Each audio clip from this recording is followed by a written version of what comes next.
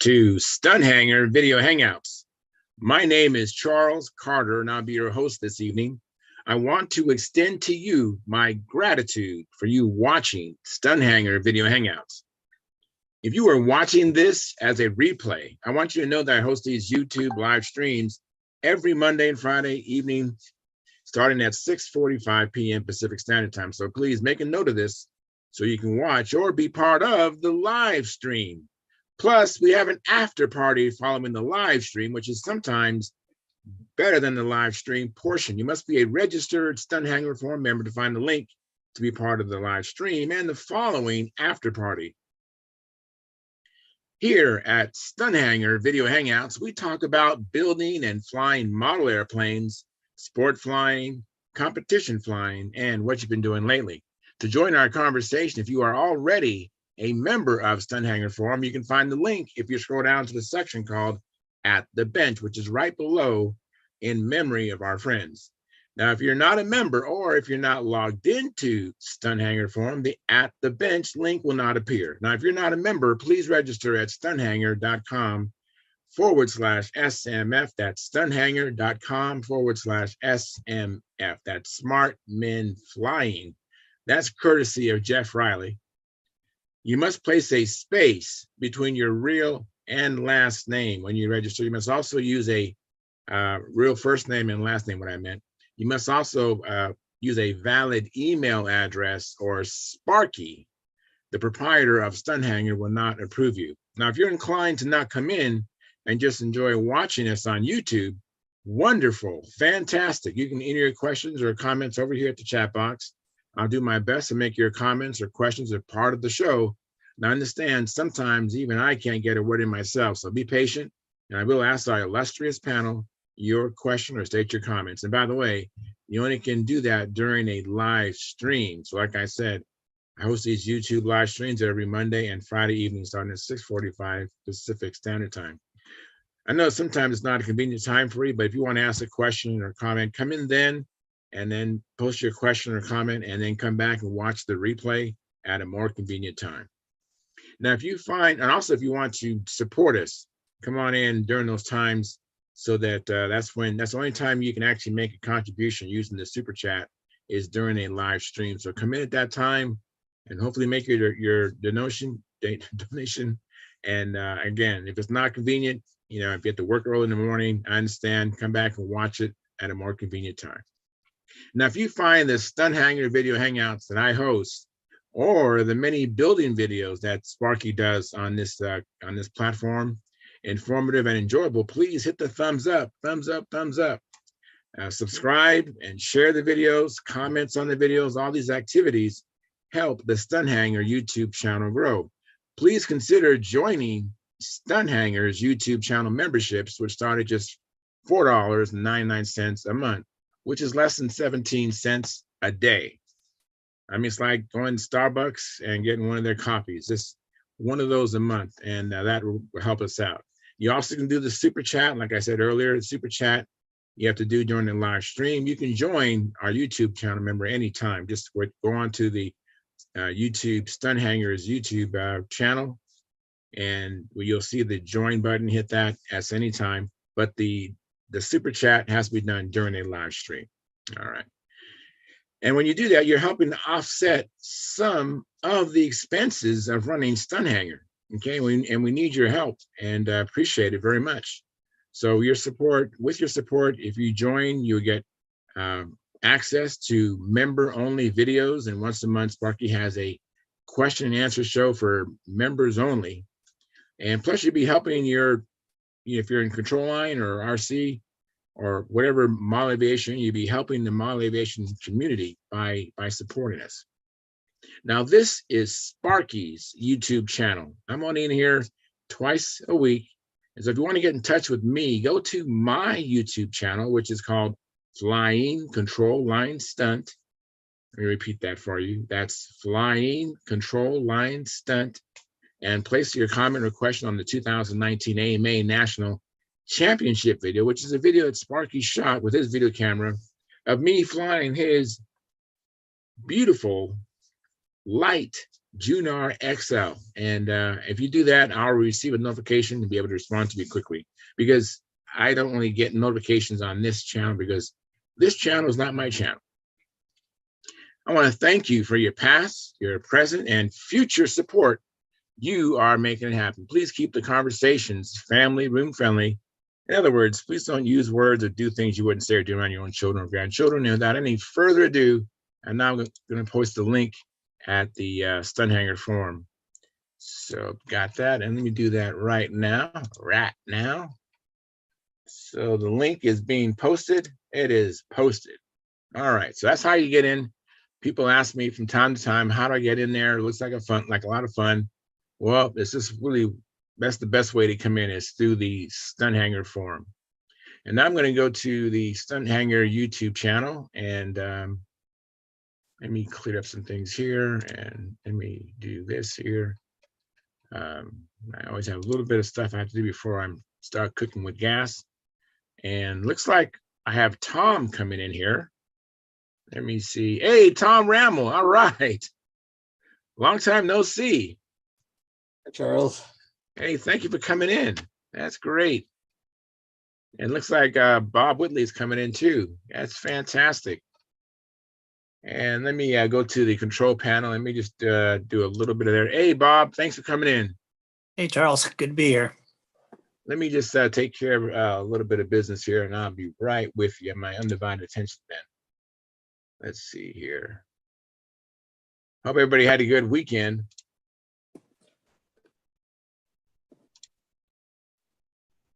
I'll just continue to work on my handles. I have 2 more to go, and I'll have 4 of these custom-made handles. And I've used one, and I really like it. Just a second here. That's not what I want to do.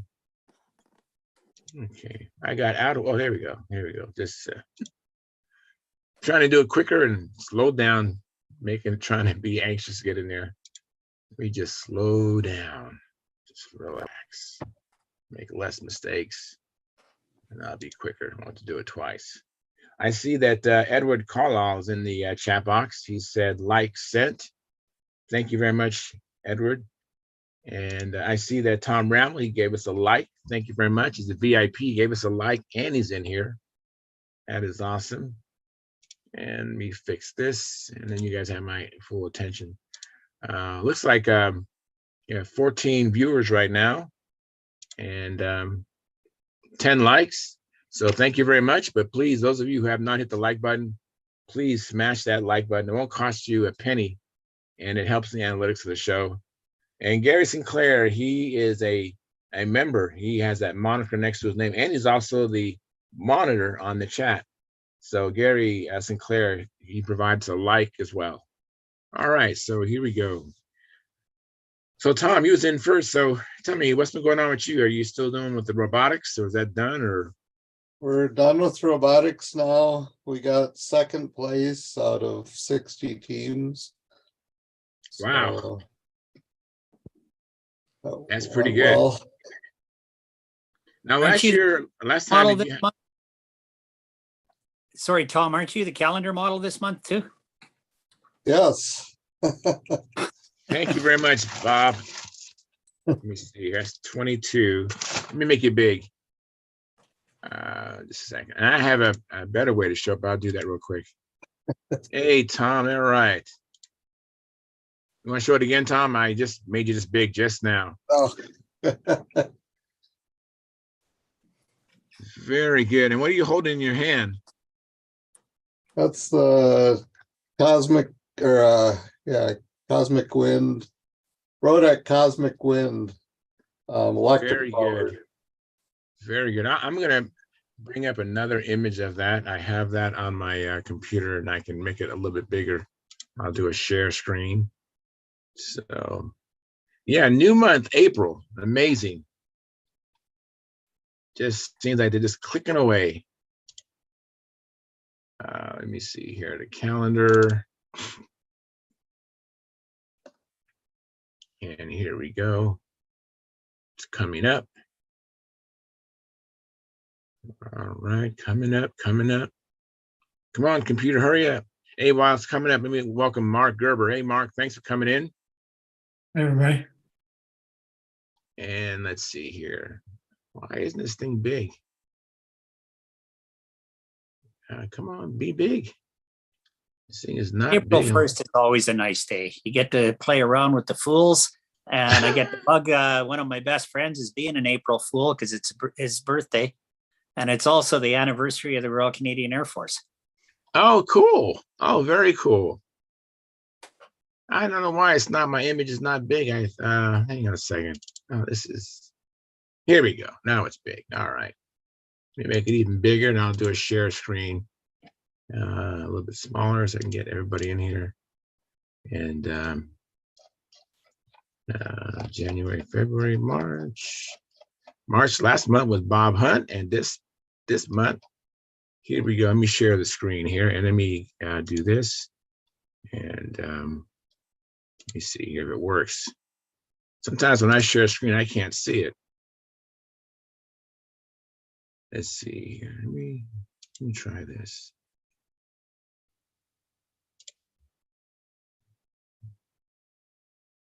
There Can you you go. guys see it? Yeah, there just you go. Yes. All right, cool. So I was looking at that Cosmic Wind of yours, Tom, and thinking I should pick one up just to go with my Goldberg replica Cosmic Wind. yeah. I have a soft spot for him because that was my first airplane. ever. Yeah, you always have a soft spot for your first plane. I have a soft spot for not that I had one when I was a kid, but I love Noblers. That's the first plane I ever saw fly. So I have a soft spot for that. So, and so you're also sharing with Stephen McBride. There's his stiletto as well. So maybe Stephen might show up later on tonight. Who knows? I'm gonna stop sharing. And let me get out of this. And it looks like we have another guest coming in. All right. Ed, how you doing, Ed? I'm doing great, guys. How y'all doing? Doing well, doing well. Thanks for coming in. Yeah, you're welcome. Always enjoyable to listen and watch even after it's been done. And so trying to do a few minutes tonight to just be able to listen and see if I have anything to participate in. Oh, well, cool. Well, thank you for coming. I appreciate it. Yeah. So let me kind of go in order. So talk to Tom already. Bob, I know that you've been going through a lot of family stuff, and I imagine you haven't been building a lot. Is that right? No, I got a little bit done in the shop though. Okay. Repaired my old 6-inch by 4-inch combination belt sander, disc sander bench unit. The smoke was getting out of the motor. So I tore it apart and it was just seized up, cleaned it out. So I got lucky on that one. And then I got a new toy. I've always been annoyed with fighting with working with sheet metal or angle iron or whatever, cutting it with a grinder and all that. Right. So if you want, I'll show you. Yeah, show me. I'll just reverse the camera here and make it easier. Right. Just a sec. Sure. It should work. Okay, I got a one of the handheld cutoff bandsaws for metal. Oh, very neat. I like that. I couldn't get a stand for it to use it as a bench mount, so I just dug into my Baltic birch and I made one. Very cool. That is very cool. I like that. Yeah. So it's a handy unit. I've used it already, and I also bought a chop stand for it too for cutting off, angle iron pipe, whatever. And yeah, it works well. The first project I did was I've been fighting with this for a while, so I was making up this. Just had to weld some lugs onto it, but that's 1/4-inch plate. Wow. And that's becoming is a replica of this antique piece off of one of my wife's antique knitting machines, and it was missing that. Oh, wow. Very cool. Yeah, if you're interested, those are the antique machines. These aren't our oldest ones, but one is 1924 and the other one's 1942. Wow. So you got to support the wife's hobby too, so you can keep Yes. spending on your own. Absolutely. That's a smart man doing that. So yeah, that's what I've been doing the last few days in the shop. So it took me a full day to make that stand though. That's a lot of pissing around. Oh, I bet. It looks good though. Looks good. But I still And got so to it just paint it. transfers I from know the it'll be stand. Pardon me, Charles? You can transfer it from that stand and to the chop saw setup pretty easy. Yeah, I just have to undo those two band clamps and it's off. Okay, very To cool. hold the trigger down, I just took a zip tie and tied it so it's full on. Right. And then I've got it plugged into the power bar under my bench right now until I get a foot pedal. And my power bar has a switch on it. So I've just been using that to control it. Oh, that'll work. And I had to cut a hole in the side of it for, see that there, I don't know. I had to cut a hole in the side for the variable speed. And another Oh, one nice. another one on the backside for the LED light. Very I'm happy with nice. That's great. So your other bandsaw, you can leave that one dedicated for wood and then use the other one for metal, right? Yeah, it's too much of a bother to switch over woodworking bandsaw to metal. Not just changing the blade, but your speeds are way off, and you really got to slow it down for metal.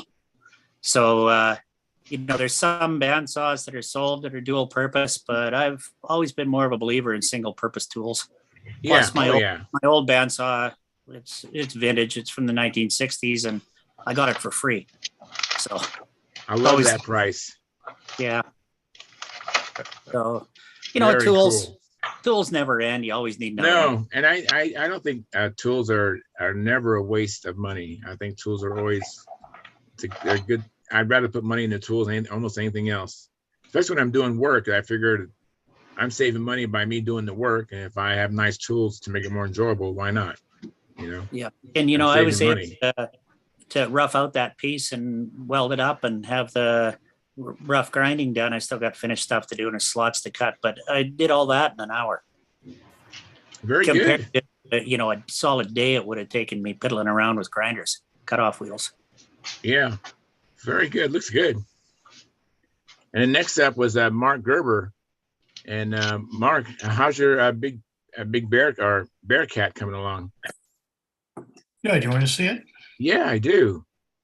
I really do. You want to see pictures or see? Yeah, pictures. Okay.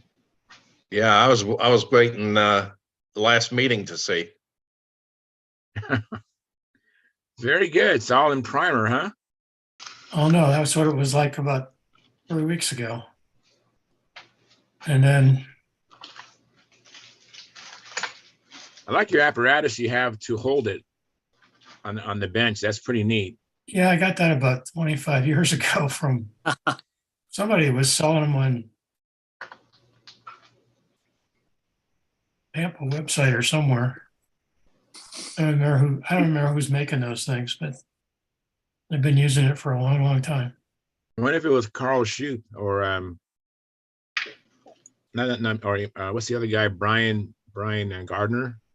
I know he's making stuff similar. It was somebody in the Midwest, but I can't remember who. But they're Anyway. handy.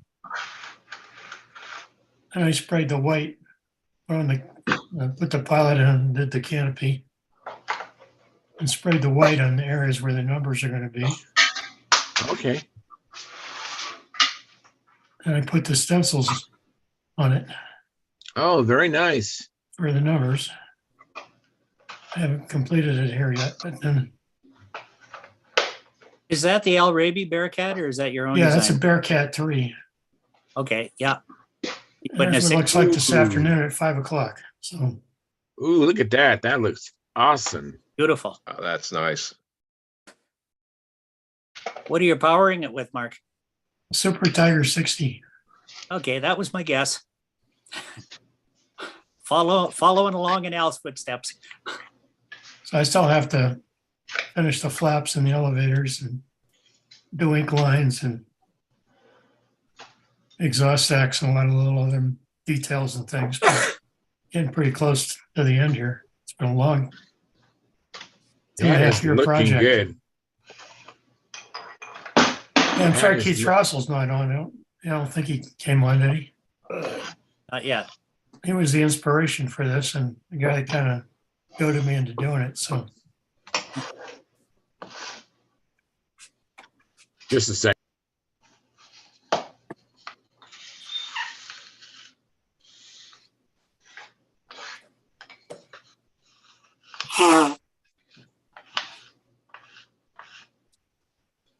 Yeah, Mark, many years ago, I was amazed by Raby's aircraft and stuff, and I wasn't flying control line then, but I was really impressed with what he was able to do. I'm impressed with what he was able to do in a short time. It's taken me 2.5 years to get this one done. I know he did the Bearcat 3 in several months. Are you doing this from scratch or are you using a Walt Umland kit on it, Mark? No, I did it from scratch. I molded the fuselage and everything. Yeah, I'm sure Used looking to- forward to tackling my Sea Fury one day here, maybe next winter. I used the lost foam wing approach that Bob Hunt been promoting for years. That worked out really well. And unfortunately, Bob's not making those anymore. I don't know if there's another supplier you can get them from or not. That looks really good.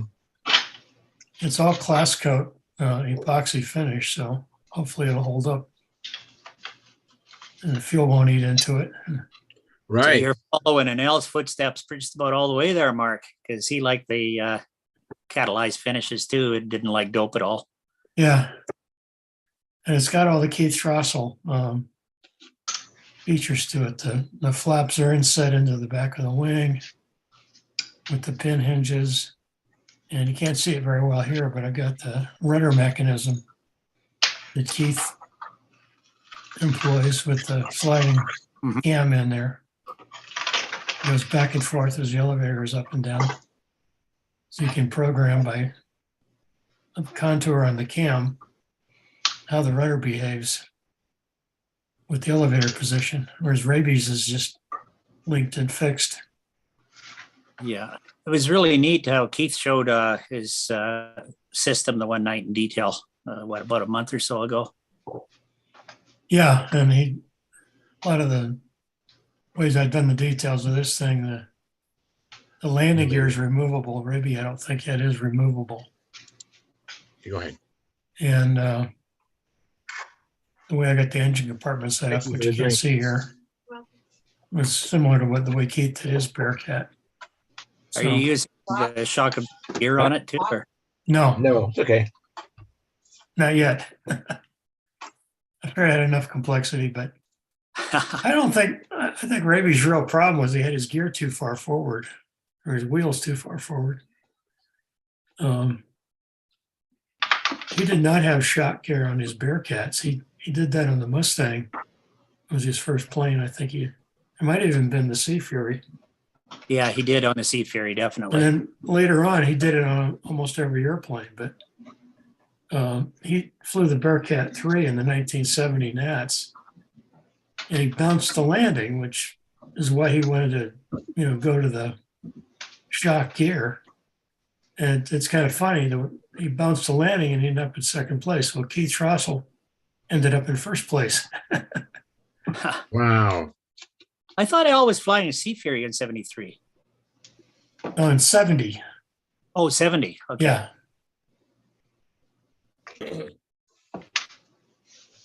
And this thing's right on the borderline between classic and super 70s because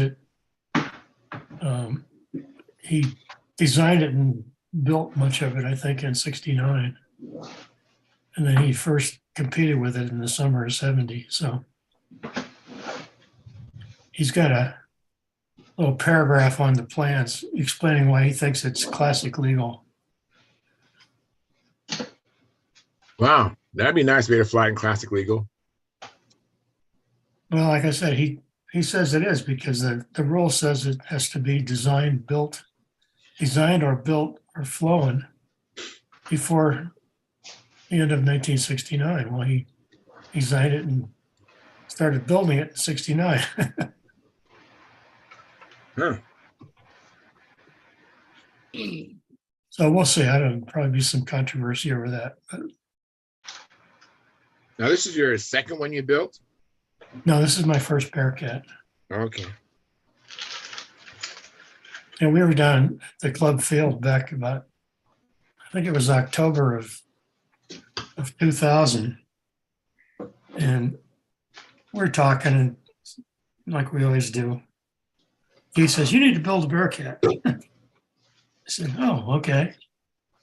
I've always thought about it, but I never really got serious to go ahead and do it. And he said, "Oh, I'll give you, I've got a Super Tiger 60 you can have. I've got a lost foam fixture, you can have that." And he gave me a bunch of carbon fiber for the wing spars. And I went over to his house and he showed me his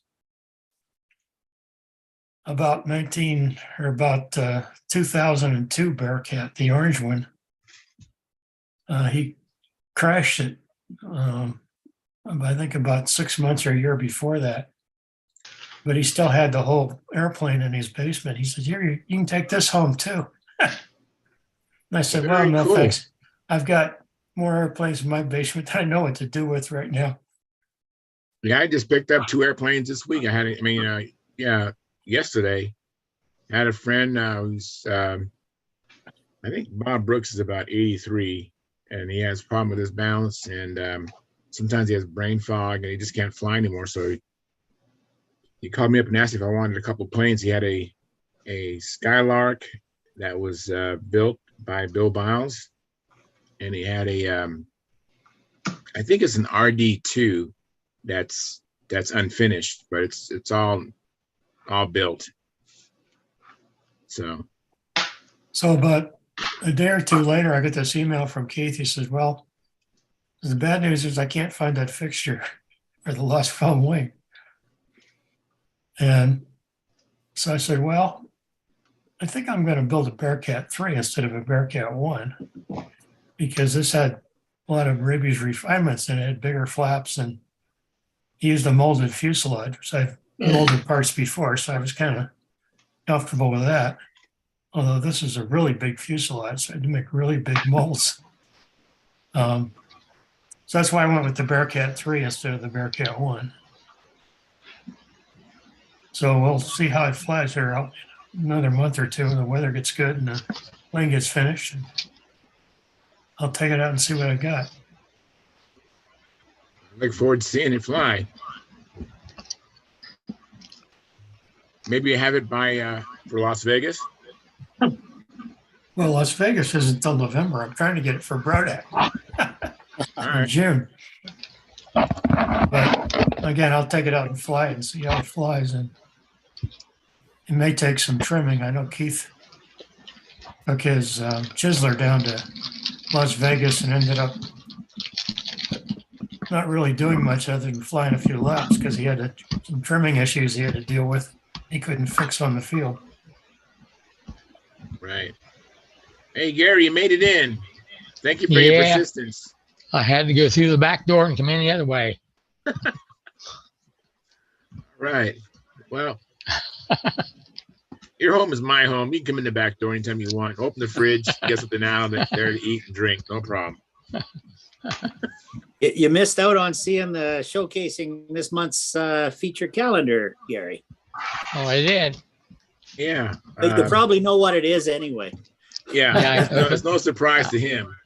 I see what it is. I see that Brendan came in. He hasn't been here in a long time. How you doing, Brendan? Yeah. Hey, all right. It has been a really, really long time. Just got a lot of. Gangstrom is even taller now. Yeah, that he is. Yeah, just a whole lot of life things going on. I just switched jobs. I'm no longer working at federal prison. I'm now working for the VA. Okay. So, but Very cool. Yeah, just getting ready for flying season. Weather's finally turned and started warming up for us. So we'll be getting some planes in the air shortly, and hopefully building up, getting ready for Brodax. Very cool. Very cool. That's very nice. I wish I was going. And I'm not sure who came in next. I think it might have been Brad Lapointe. How you doing, Brad? Not bad, not bad. What you been up to? You been doing any flying or been working in your shop? It's been really, really wet here. It's been raining. We got like 4 inches of rain on the weekend. Wow. So I'm not even thinking of going to the field anytime soon. Yeah, I know the field's probably all saturated. Like mine. Oh. Like mine's full of puddles. Yep. Yeah, so I feel you. I understand.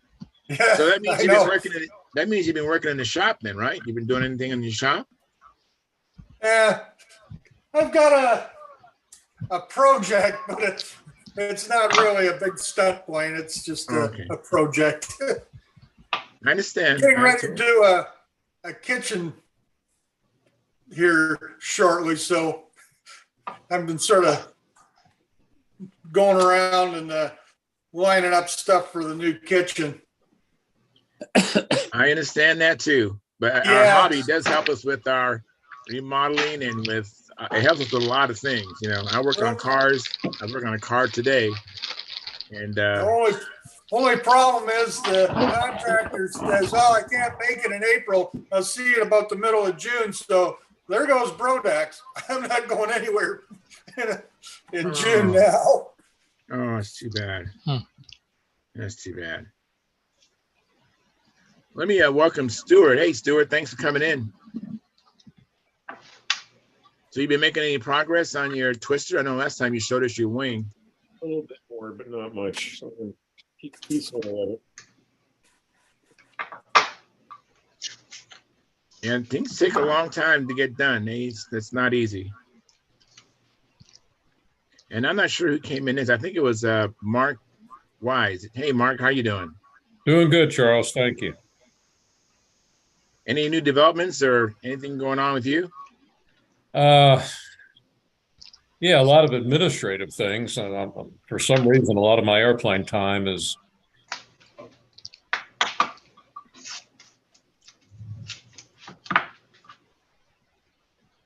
Oh no, he's gone.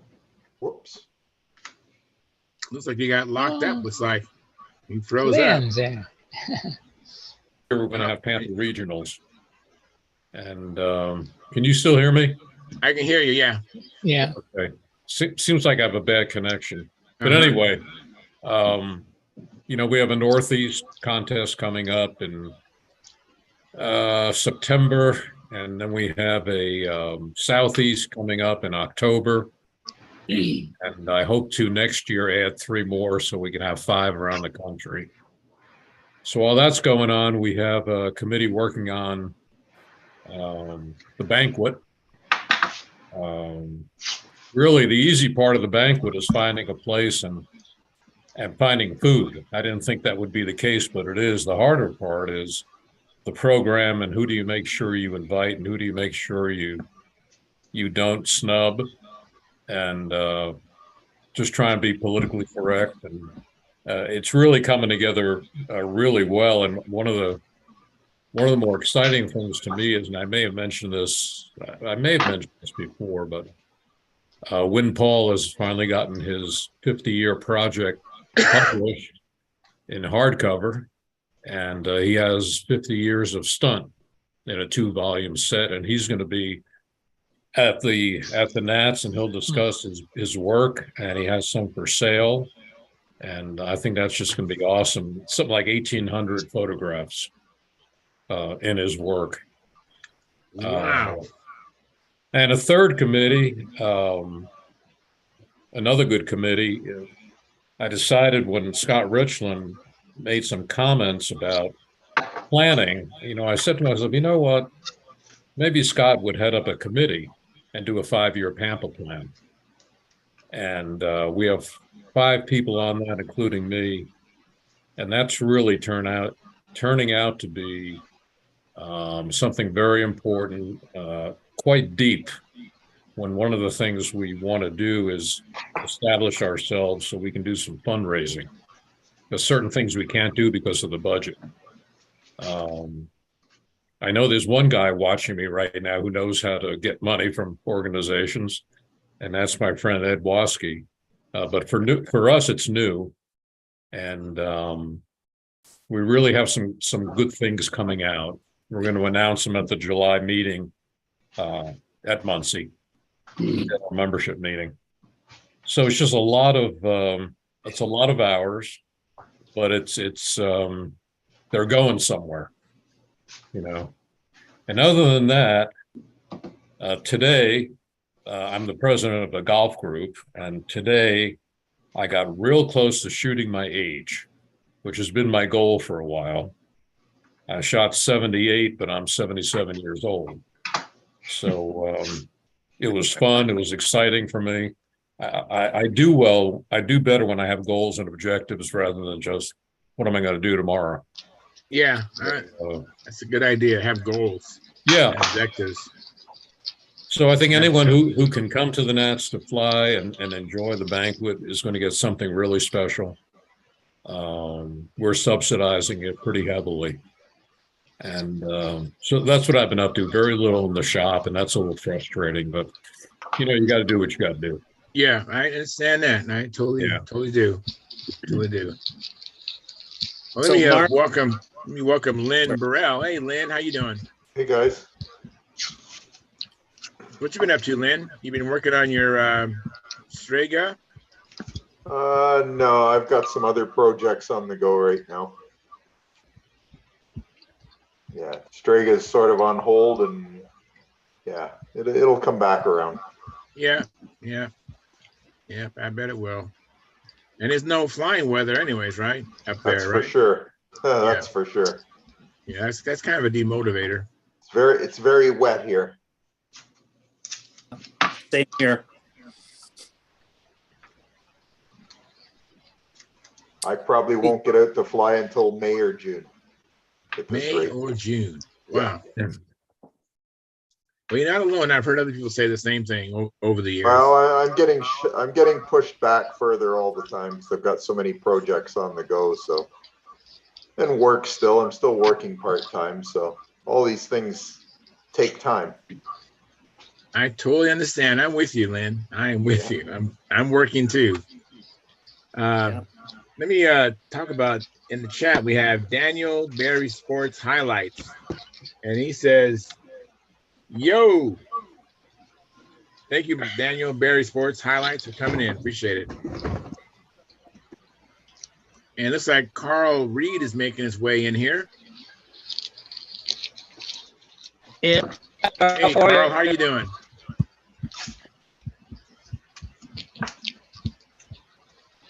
Hello, everybody. Hey, Carl. Hey, Carl. Hi, Carl.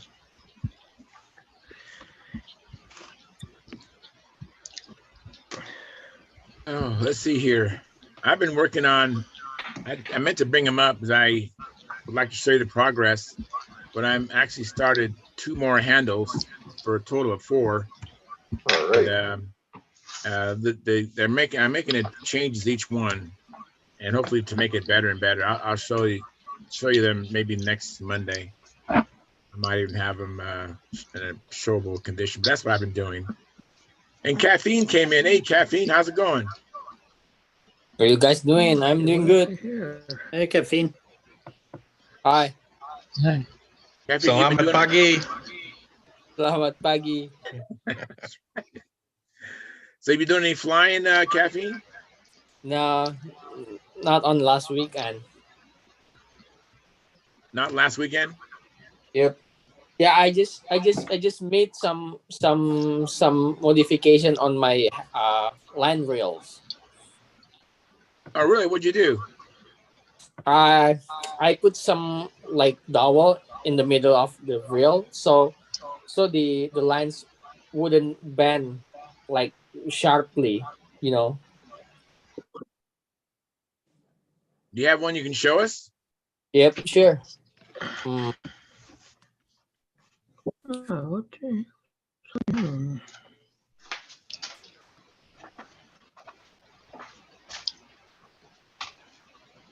Yep, there you go. Oh, good idea.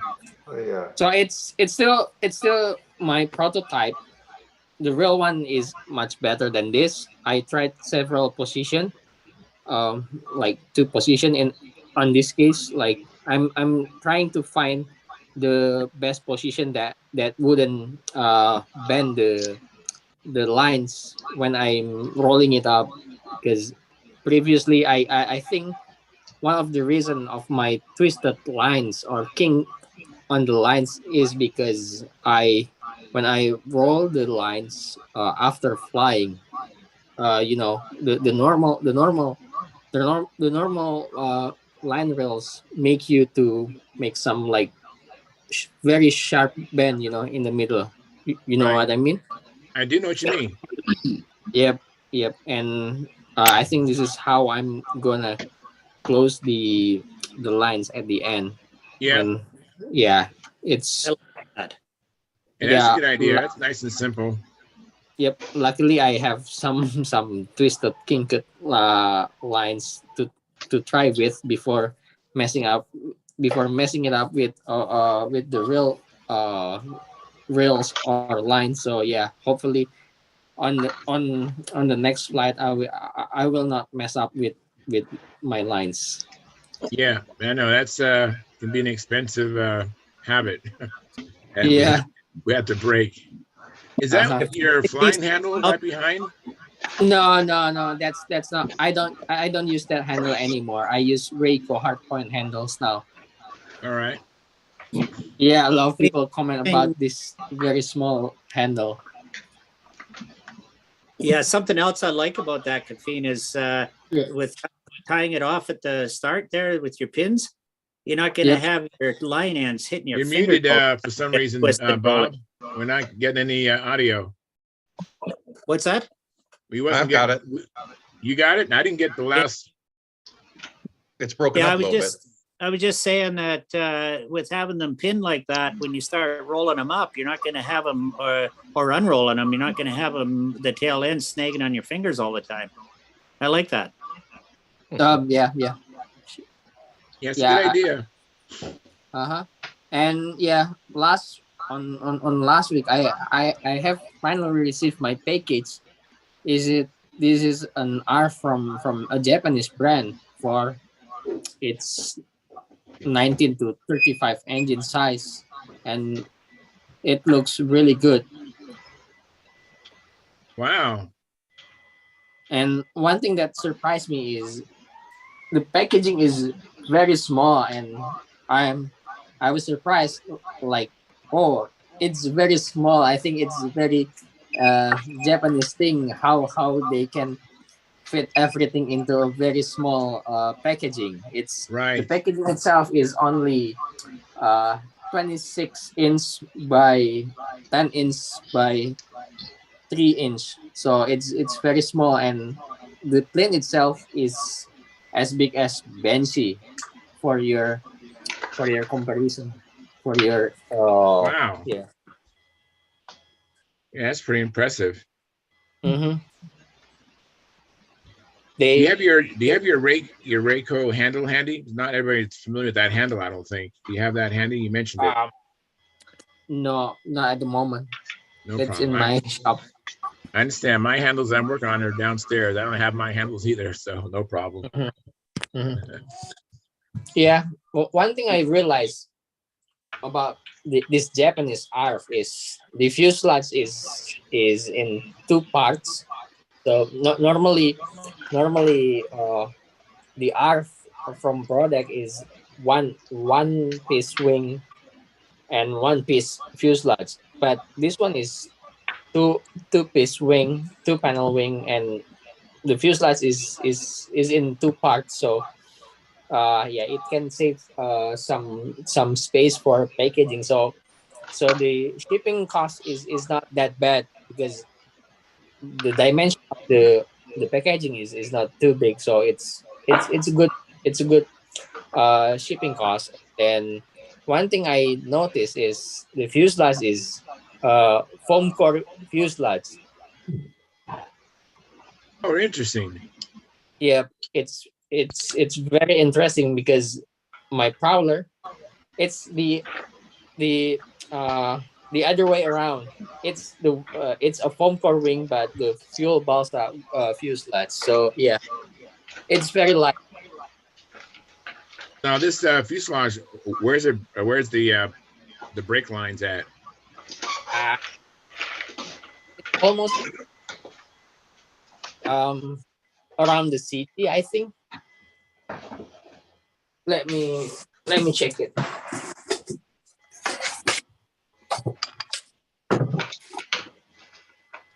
Yep. Can you see this? Yeah. Yeah. Oh no, it's the city is supposed to be here, I guess. Okay. That's very much like Sparky does his fuselage joining when he does his final assembly. Yeah, true. That's pretty much my update right now. Very cool. So the push rods, are they carbon fiber or are they music wire? What kind of push rods are they? It's music wire combined with like dowel, wood dowel. Okay. That'll keep it light too. Yep. And yeah, I've got everything except the tail wheels, the wheels, and no hinges at all. And what kind of hinges are you thinking about using? It's going to be a barrel hinges. I already got one. Okay. So, I see. mm-hmm. Very cool. And what engine are you going to put in that plane or It's motor? going to be 825. That's the Enya 25 or what? OSLA 25. Okay. Yep. Very good. That should work. Yep. It's going to be a very interesting project to finish. Does the box by chance say it's going to take only 4 to 6 hours to assemble? No, it doesn't say on the box. It's very minimalist box. No, just it only says about the length of the plane, the wingspan, and wing area, Okay. and the estimation of the finished weight of this plane. And what is that estimated finished weight? The engine, it should be around 33 to 35 pounds. Very cool. It should be a good flying plane. I can't wait to hear more about it. Yep, sure. I will keep you guys updated. Oh, you have one too, Ed? Yeah. What that? Ed has Yeah, I one probably also. got it the same time he did. And that. Huh.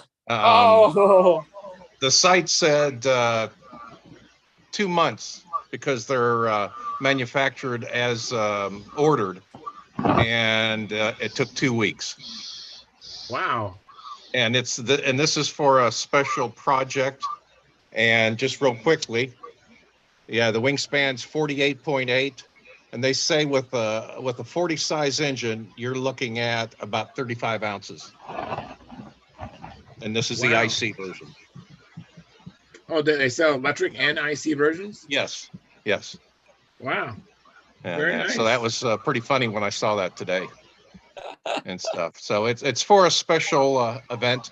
We'll be announcing it. Very, very cool. That's good. Well, Have you built it? No, just got it about 5 days ago, maybe last weekend actually. Yeah, about the same. Very, very impressed with the shipment, the way it came, and the way it looks so far. Yep. Very nice.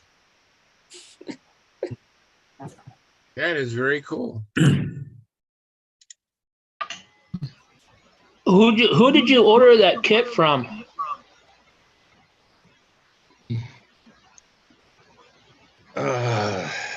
It's called Powers International. Yeah, there you go. Power International. Well, what was it called? Powers International. Power International. Okay. I will send you the link if you want to see. Yeah. So Brendan, what are you working on, Brendan? I'm just doing some battery. I got some new batteries over the winter. Thunder Powers, of course. So I'm just putting some ends on them, some connectors. Now I don't know if anybody's ever gone this route, but I'm not the best at soldering, and I've had issues with soldering. So now I've got these. I don't know if you can see those. Oh yeah, but you use a crimping tool to crimp on the wires, and then it's got its own little heat shrink wraps on there. So I don't know if anybody has experience with those and batteries and how that holds up or not, but my solder jobs aren't always the best. So that's what I'm experimenting with these. Okay. Yeah, I mean, I've used those connectors. I just never used them in a model airplane. Yeah, I don't know. I mean, it says it for what I'm using, the ones, it says it'll go up to 48 amps, and usually I'm pulling well under 35 for the planes I'm using. So I don't know. I just figured I'd give it a go and see if it works better, because again, my soldering has just been miserable. I understand. You know, it's probably just having the your iron tinned right. You know, just getting that. You know, watch lots of YouTube videos on how to get your tip clean and how to tin it correctly. If it's tinned, you know, it goes really quickly. But if it's not tinned right, or if it's not clean, it takes an enormous amount of time for it to heat up, and you end up putting in all the solder you don't need. And so it just takes experience too. I mean, there's nothing like doing it, you know, over and over again. But yeah, I have not seen that in an electric model airplane. That's the first I've seen that using those connectors. But if it works, it works. Yeah, and the other thing I figure is that I've had experiences where we get into one plane and then we switch over to another plane, and then the lines aren't great on it. So this will give me an opportunity to just be able to snip, you know, reconnect real quick and just kind of see what I'm working with here, rather than just having to get all the soldering stuff again and go for it again. So we'll see how it goes. So how are you going to connect to the motor? Are you going to use the XT or Dean's connectors? What are you going to use for connectors? I usually use the XT60s. Okay, so those are already soldered. So you bought those already commercially soldered, right? Yeah, these were on a couple other batteries. So I've clipped them from other batteries that have gone bad. And so then when I get new batteries, like the Thunder Power showed up like this. So now I'm just putting the connectors on the old stuff and putting them on. Trying to find our echo. We have an echo or a loop for some reason. So Brendan, I got a couple of questions for you. Yeah, what's up? How'd you make out on those that profile you were working on? Well, we didn't get very far on it. I'll show you a little bit of what we got. But yeah, so I was working on the SV11 with Angstrom, and that's what we got on the profiles so far. We're gonna, you know, trestle it or whatever it is, put the X bars in there, and then I bought, I think, some 1/32 covering, laminate covering, that we're gonna laminate it to stiffen it up. But we also talked, Robert, about the idea of putting arrow shafts in there. So if you see in there, got an embedded arrow shaft there. Yeah.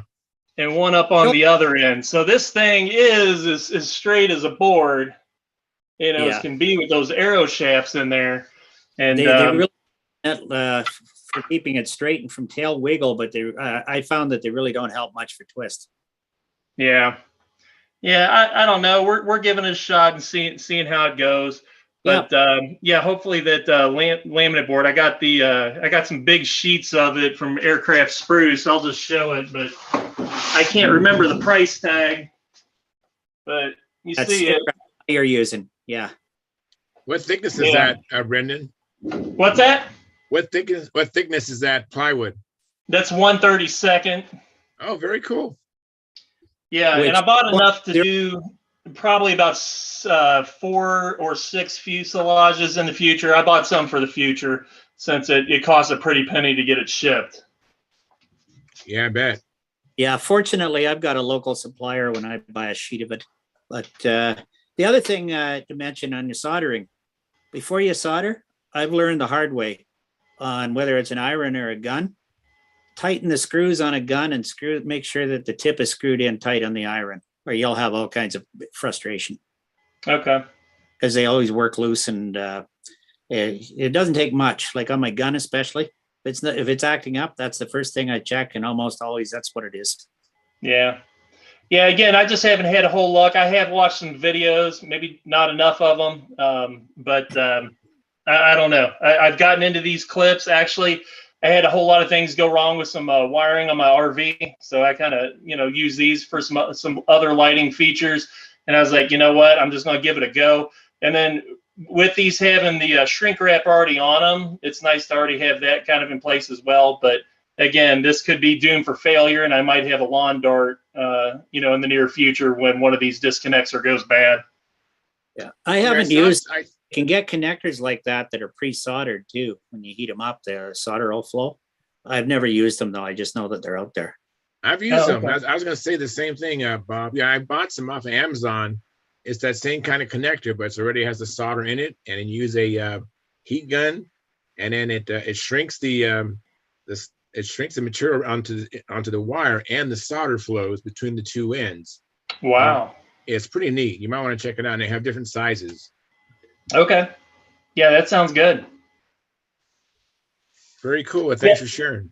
Yeah, the thing with SV11 though, we just kind of got bogged down and slowed down. So, we're not going to have it up and running this year. If somebody saw my post on Stunthangar, I did get a set of wings from the Brodax shop. And so if I can get the rear stab and elevator, maybe somebody's lawn darted it and, has an extra, rear to it, rear tail. We could really use that as we're trying to complete our plane. But yeah, all right. You do have the drawings for it though, don't you, Brendan? I don't. What we did is we did buy the full kit from Brodax, but since we're making the fuselage and I got an extra set of wings anyway, I figure, hey, if we can just get our hands on a tail. I do have the tail from the box, so I could, kind of model things after that. But it is pretty. I don't know. It's a little more intricate than I thought. So yeah, once you dive into it, it's not that bad actually, because I think it's the same. Well, I've got two SV11s and also the vectors.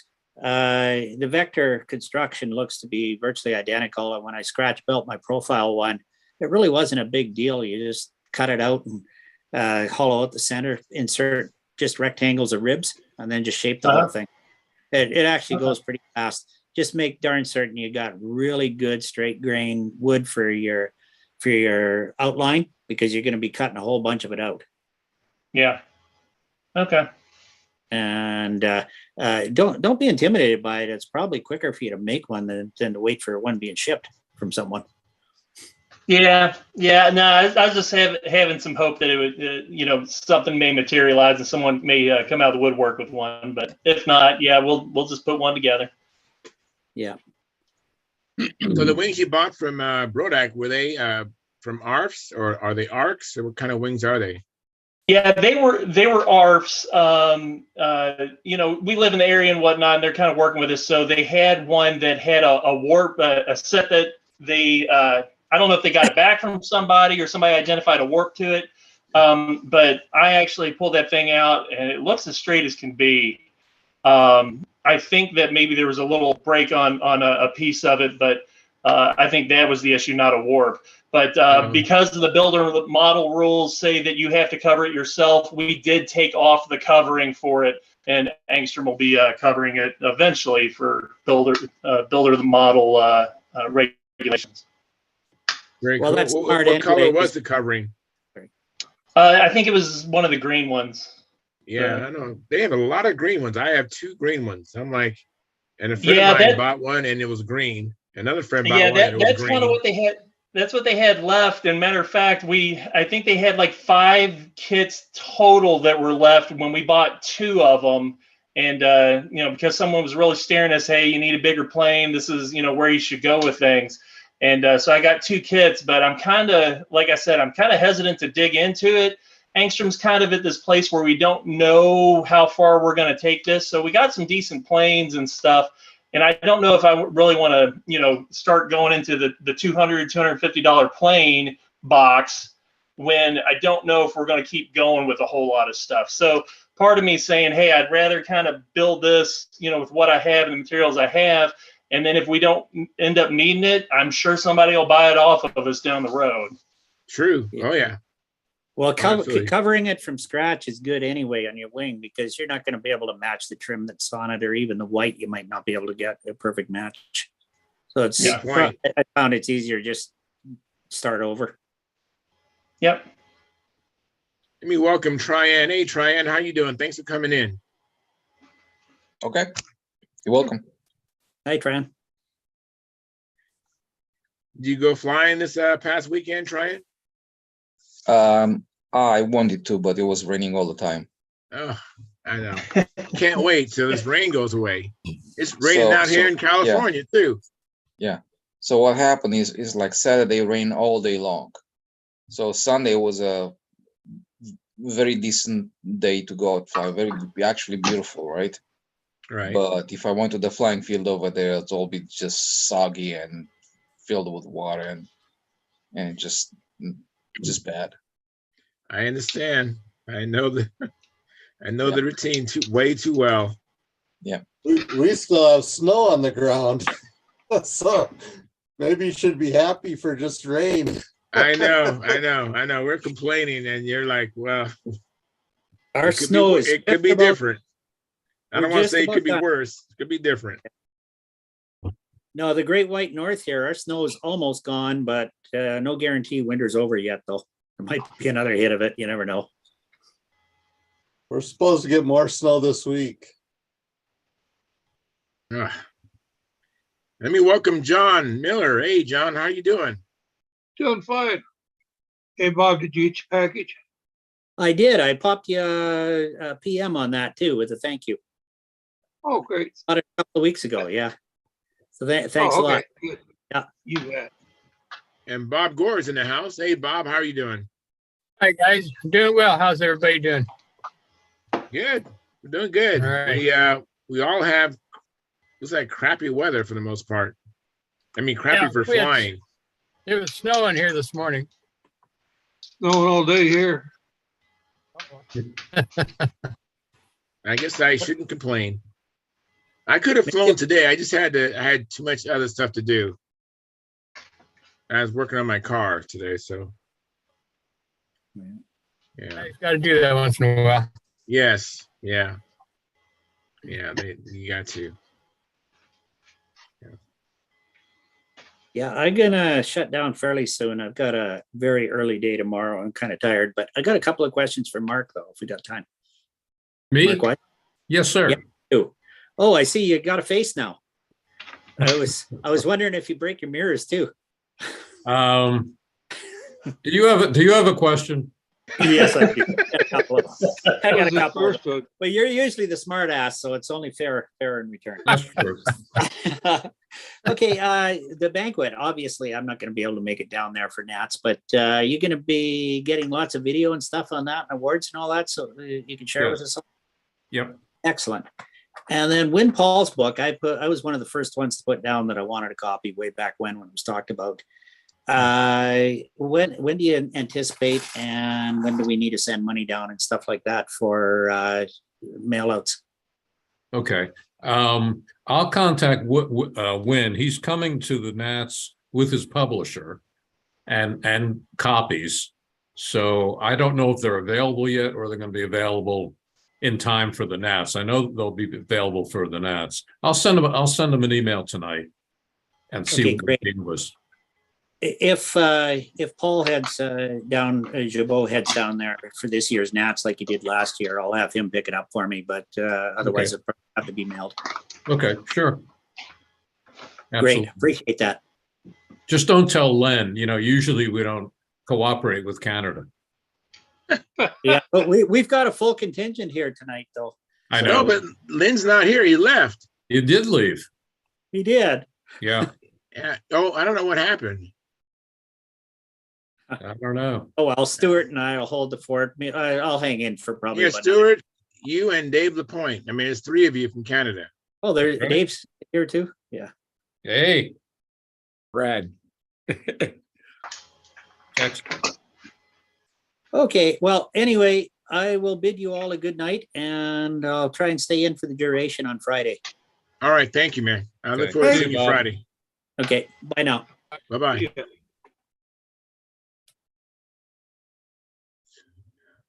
And there was a chat. Let me see here. What someone put in the chat? Oh, you got the hey Carl, did you see the website? Caffeine posted it in our internal chat.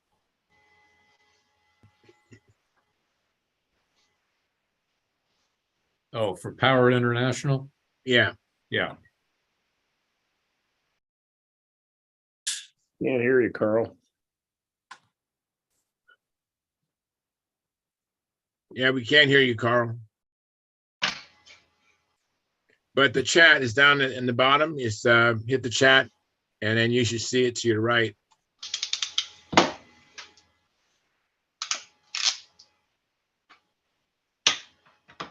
All right, you got it? Cool. All right, thumbs up. Good. Hey, thanks, Caffeine. You're welcome. How much is it, the ARF, by the way? If in US dollar, it would be around 275. Okay.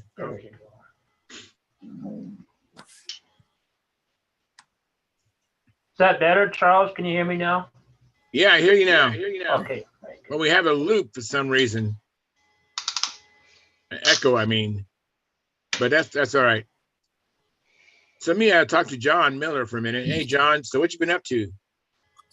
Well, today was the first day that the museum that I docent at was open for the summer. And we got about 6 inches or 4.5 to 6 inches of snow all through the day. I thought it was going to be real quiet. I didn't figure anybody'd be showing up, but it was real busy. I actually had a lot of families. Kids must have been out of school or something. There were a lot of families came in. So it was a fun day. Didn't get anything much done on airplanes. I did get stuff started. I've got to pull the engine on the little Raven and take it apart and clean it because it's got caster that's hardened up in there. Can't turn it over. So I'll be working on that. But I couldn't have flown. I might have been able to flown Saturday or Sunday, but because the weather got up into the 70s, but it was windy. We suffer from a lot of wind here. You gotta recognize the blessing you have, Charles, living where you're living. I lived in that area for 10, 15, 20 years and never realized how nice I had it until I moved away. Yes. So, and where I live in Utah is notorious for wind. You get wind every day. But it's usually calm in the morning, and sometimes it's calm just before the sun goes down. But the wind's either blowing out of the south or blowing out of the north. So you either got a warm wind or you got a cold wind. Huh. Well, flying those conditions would make you pretty tough competition when it gets windy. Well, it'd make me great for the Nats, wouldn't it? Yeah, absolutely. If I could only afford to drive to the Nats. I understand that.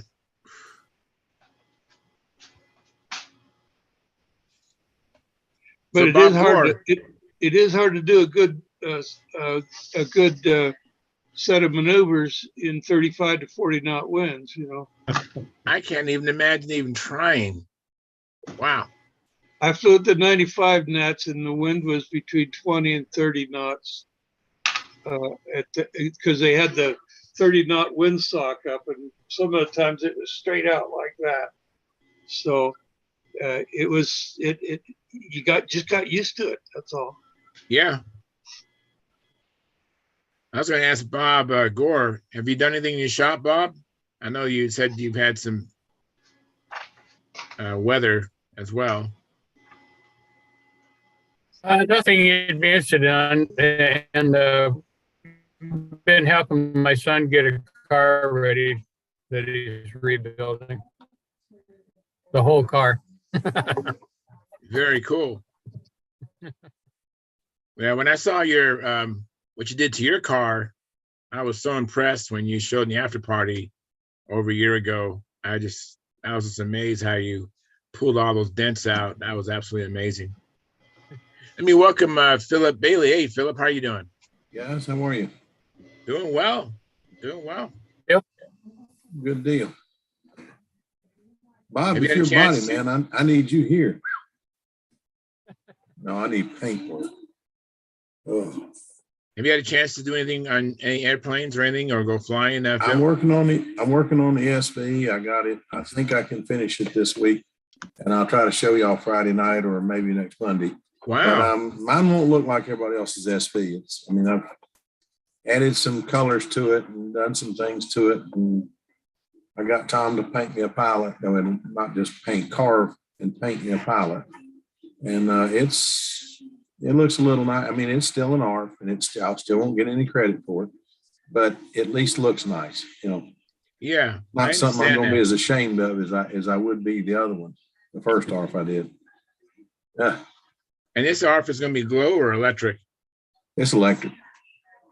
I'm gonna do a few more glows, a couple more glows, but most of them, with the exception of the one I've already started, and I'm afraid it's just getting too porky. It's going to need a glow motor, a big glow motor.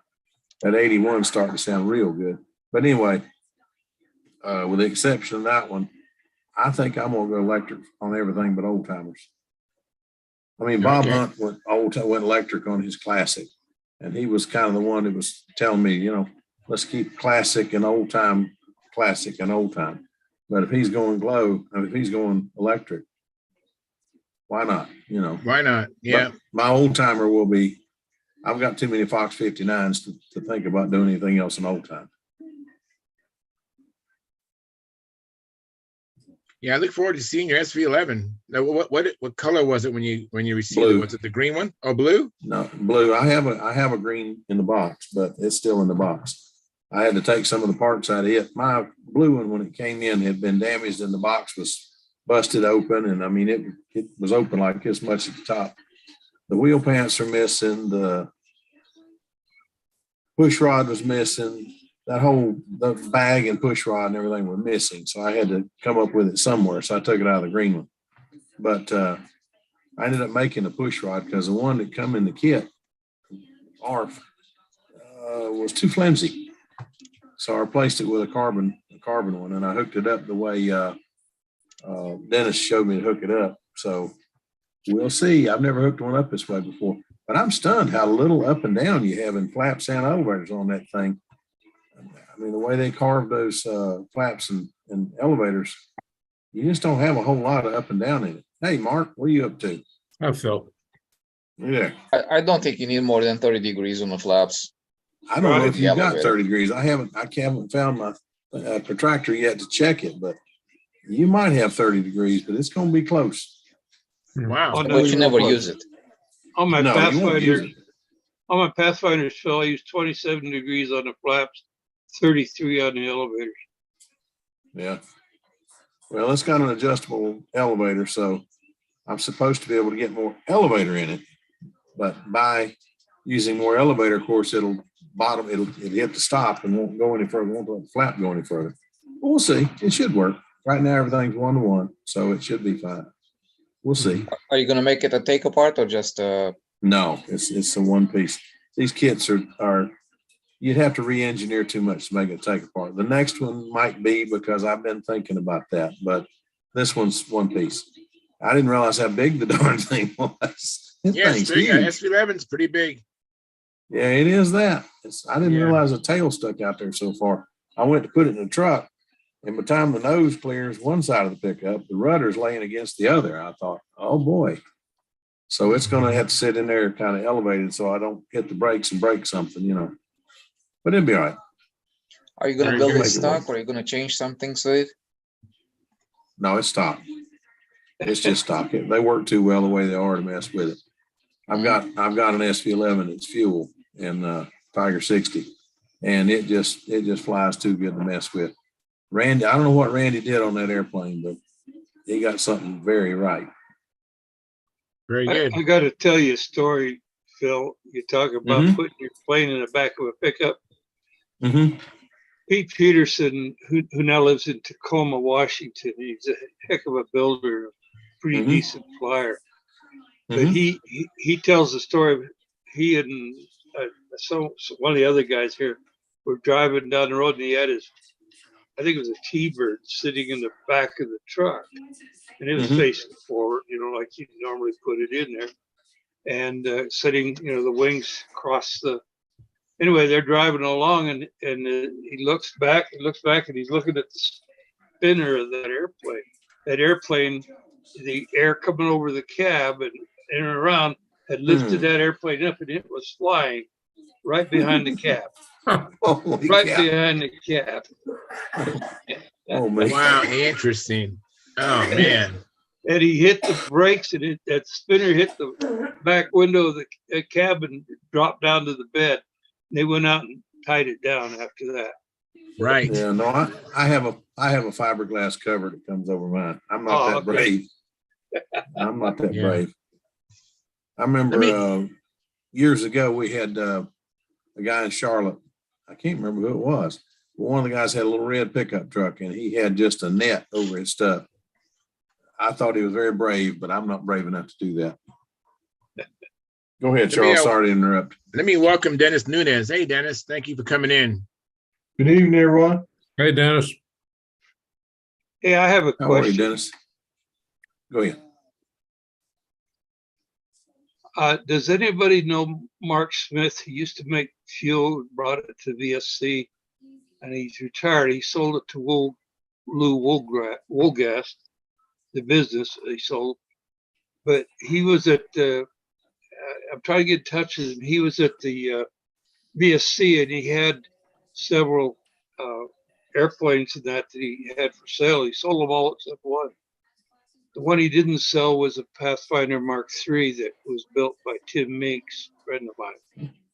And he was going to give it to Gordon to bring to me, since I knew Tim. It was signed by Tim and all that. Anyway, I can't get a hold of him. Every number I've gotten for him is not working. Does anybody know how to get hold of him? No. Okay. I might get a hold of Lou. He might. That's my last go-to. I'm working on that now. You have a good number of Lou Woolgast, Dennis? No, I don't. I thought I had a number, but it wasn't no good. John tried it, and it was no good. I can get a number from Bart, I think. So I just got a new number from Gordon, and it comes up unavailable now too. So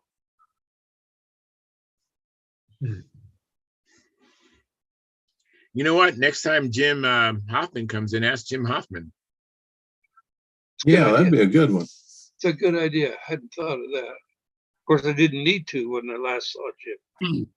Yeah. Of course. I'd really like to get that airplane. There have only been about 3 or 4 Mark IIIs ever built, and Tim built 3 of them, and never seen one fly.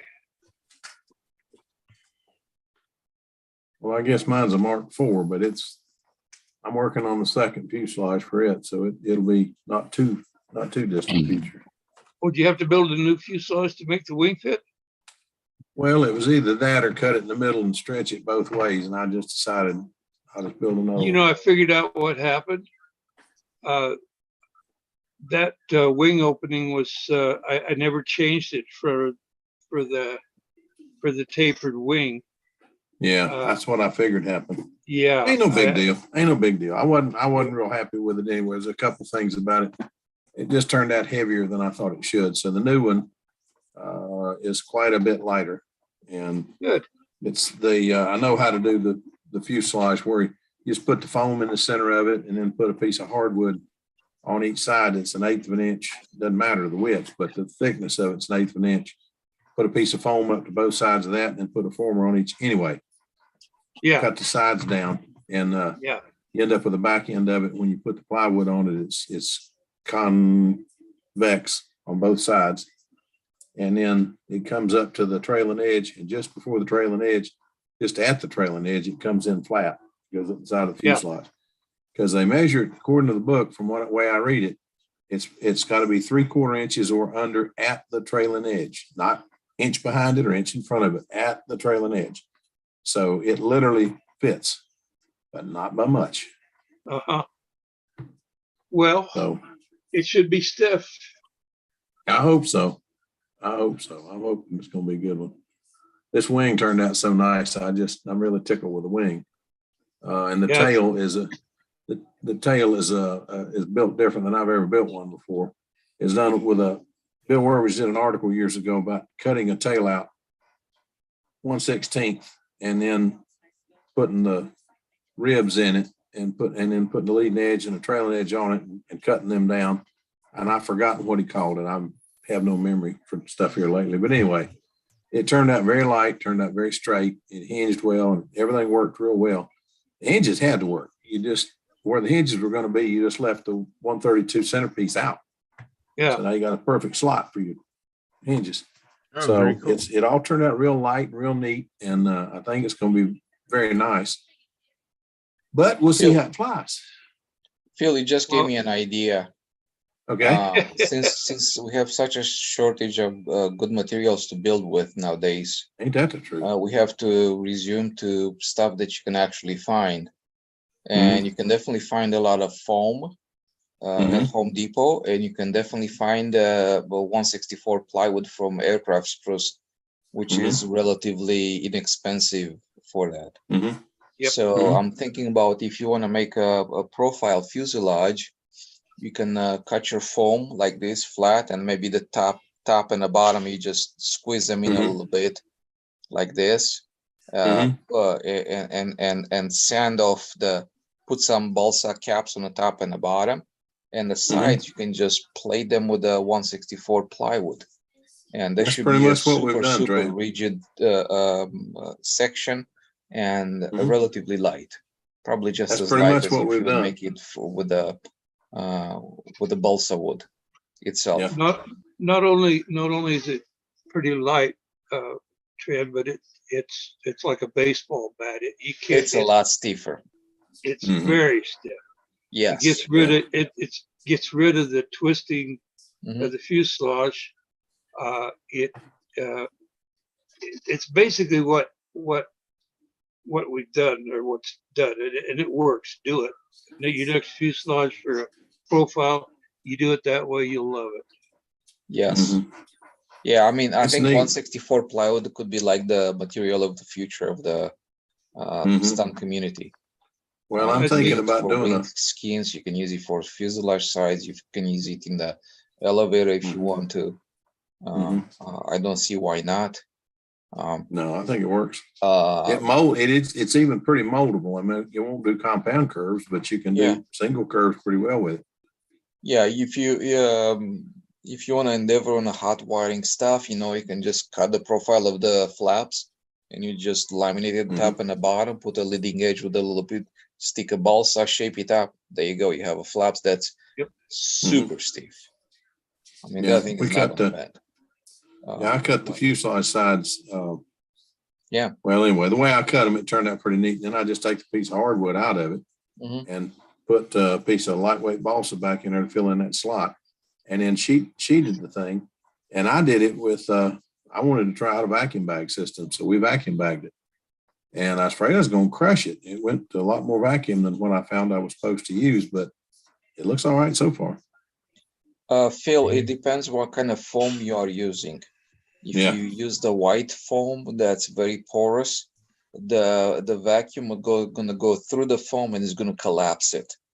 Mm-hmm. You have to use like a Home Depot foam, which is a closed cell foam. Closed cell Do blue not is use what the I white use. Yeah. foam that we typically use for our Yeah. wing course. Yeah, I That's found that not out the gonna hard work. way, but it worked out. It's been some experiments. I'm also trying to figure out how to mold.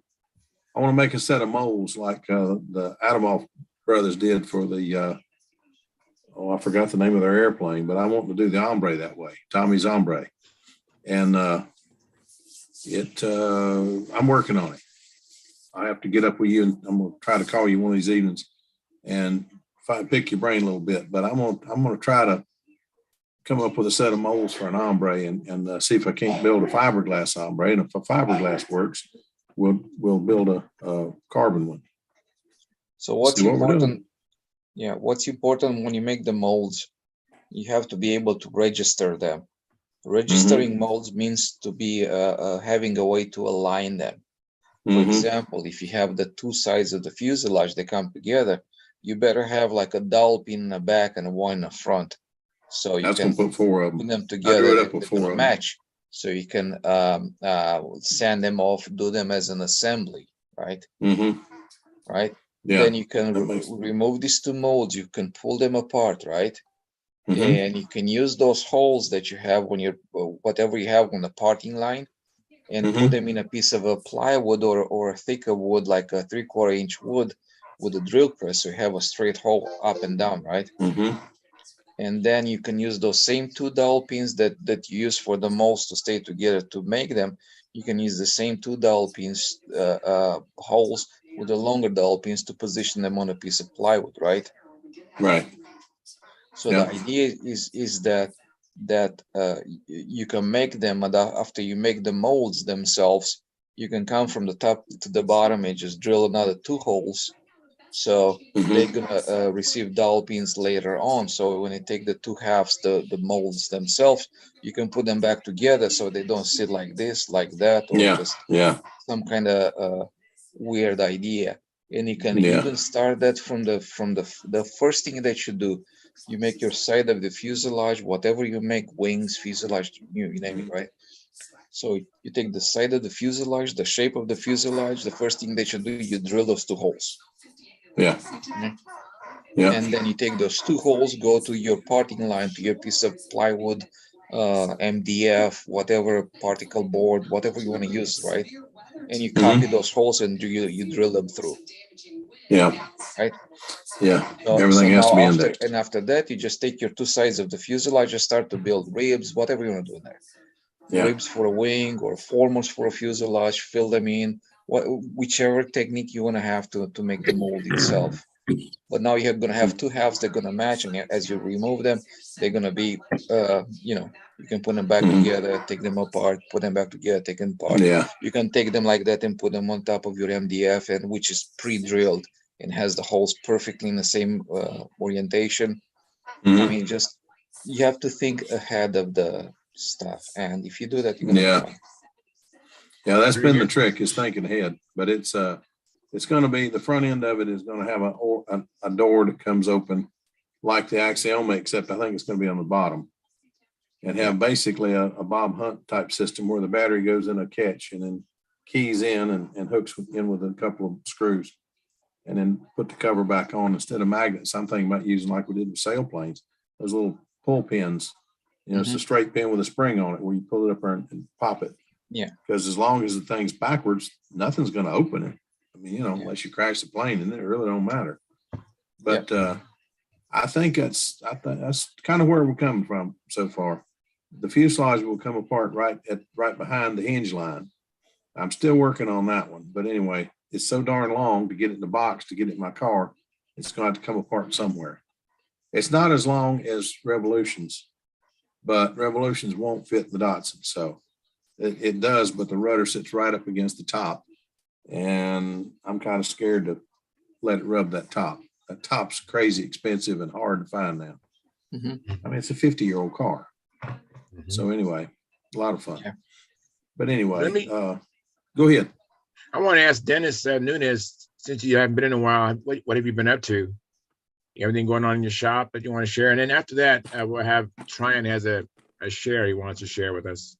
Good deal. He's muted. You're mute. Dennis, you're Dennis, you're muted. muted.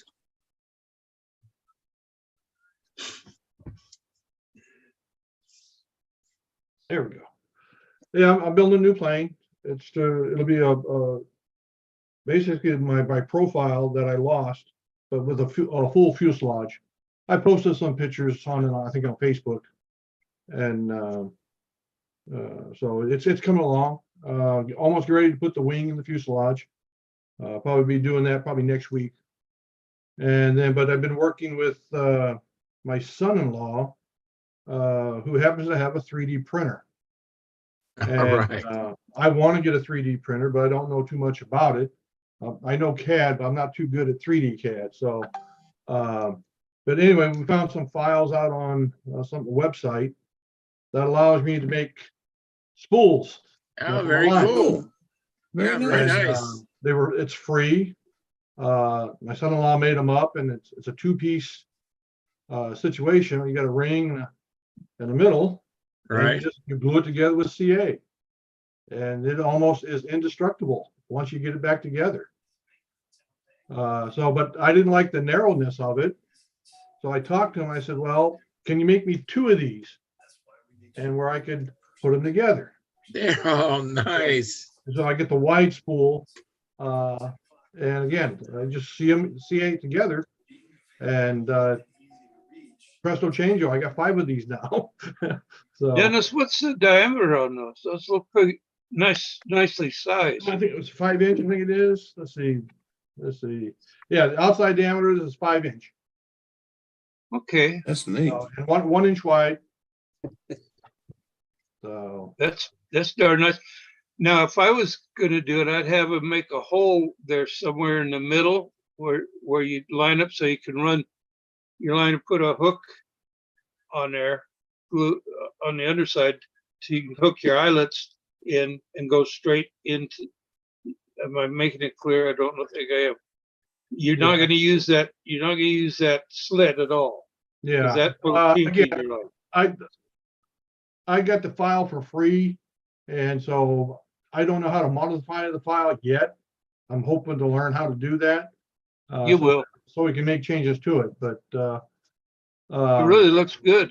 yeah, It and does look good. pennies, for pennies is all it took to do that. The material is relatively cheap.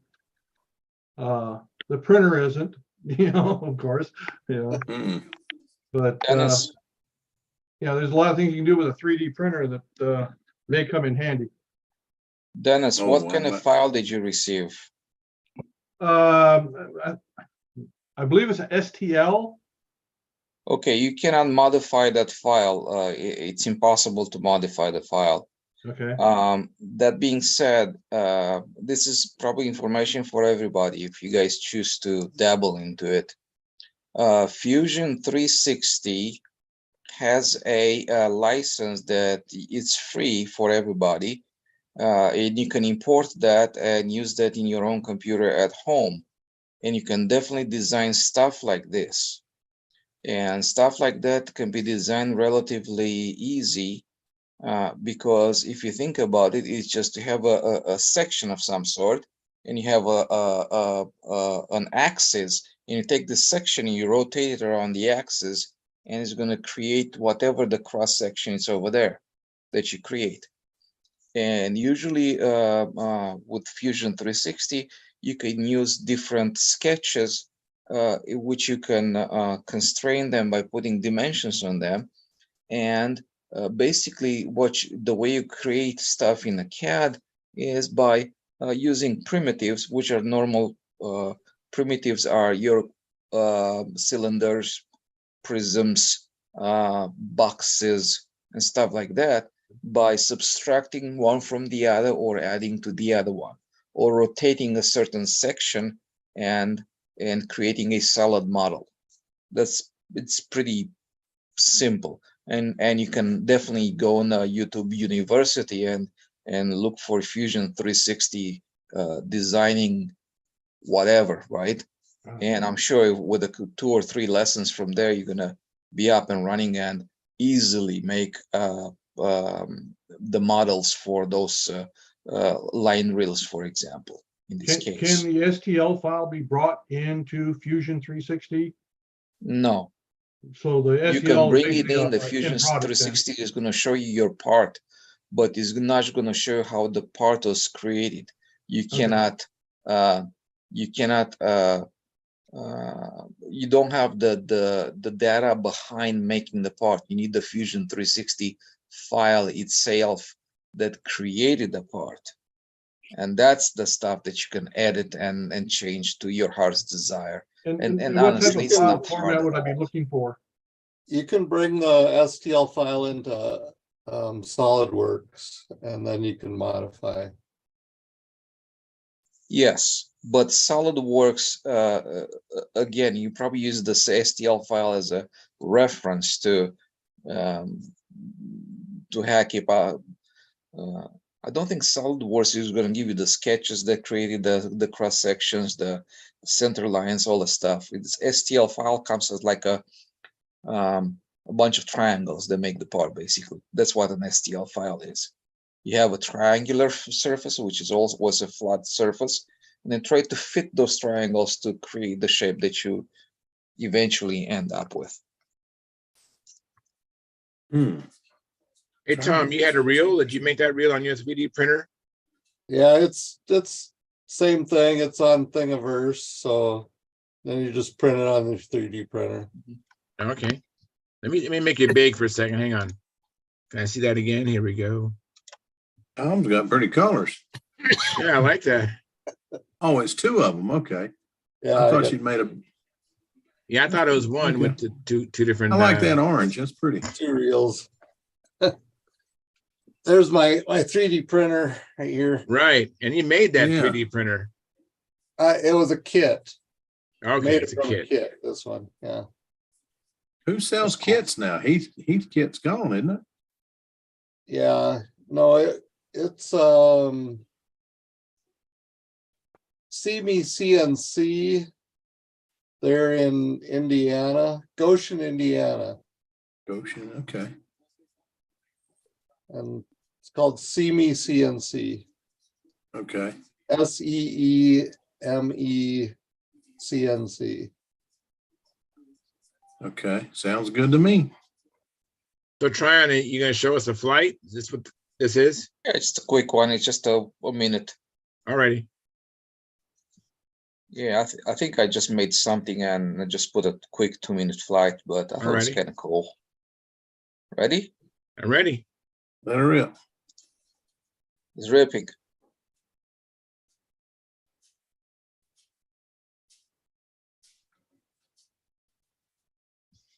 So I'm skipping all the level ups and stuff like that because it's just a 2-minute. If I were to fly with that many people around, there'd be somebody in my circle before I ever got off the ground. Yeah, that's a good point. You're right. That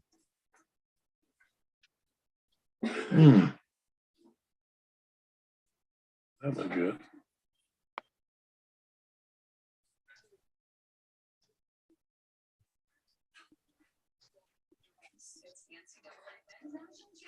So this is like rapid fire.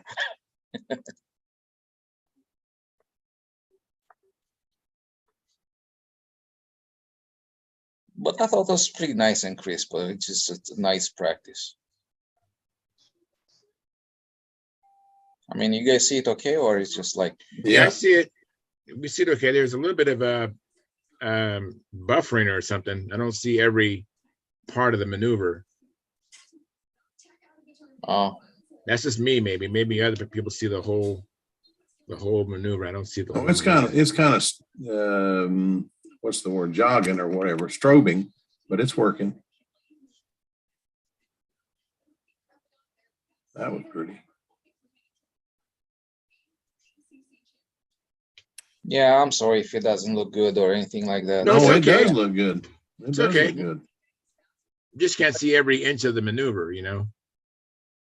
Oh, I see. So just that's pretty. The top here, the control. Yeah. Yeah, what I really like is the reverse wing over. Yeah. Wish you could see just how much flap and elevator you're using. It's probably very little. I think I so. don't. It don't take much. It don't take much hand movement on that airplane. You have No, to it's really, very. you have to really This was think the wing about over. slowing Just your hand down. didn't even know I was doing. Boom! Look at that. Bam! I see a Yeah, trash it's can just- that's pretty close to the edge of the circle. Yeah. What? The I trash see a can trash close to can the that's edge of pretty the close to circle. the edge of the circle. Yeah, you can definitely use them, and I usually use them. I really like the long lines on like for the football field. I like to stay in between and use those lines actually as for my intersection. I put my feet right on Oh, top of that's a them. good and- idea. That's a good idea. Yeah, Yeah, you got to use what's available to you. That's a good idea. You yeah. did a good job, Trent. Thank you, I have Tryon. a surprise for coughing too. Hang on. Alrighty. I mean, welcome.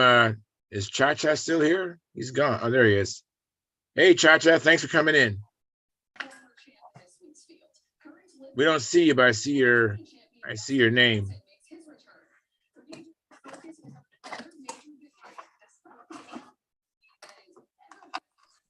Oh, I got a question.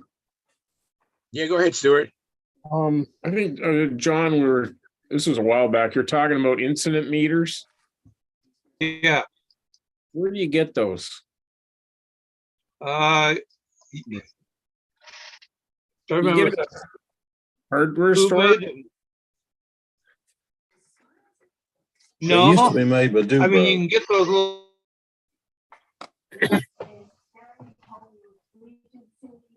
little I think we're losing you, John. but meters, the laser one, the dial one, I think they're still available. Let me go check them. I'll go see what I've got. I'll be right back. All right. Take a look. You might find them on eBay, Stuart. I know Great Plains used to make one, and I have a couple of another brand. It's not Dubro, I don't think. It's another Yeah, I was brand. thinking, I don't think it's Dubro. I think it was Great Plains. Okay, Yeah, I thought it He's was right. I believe it was something. Great Plains.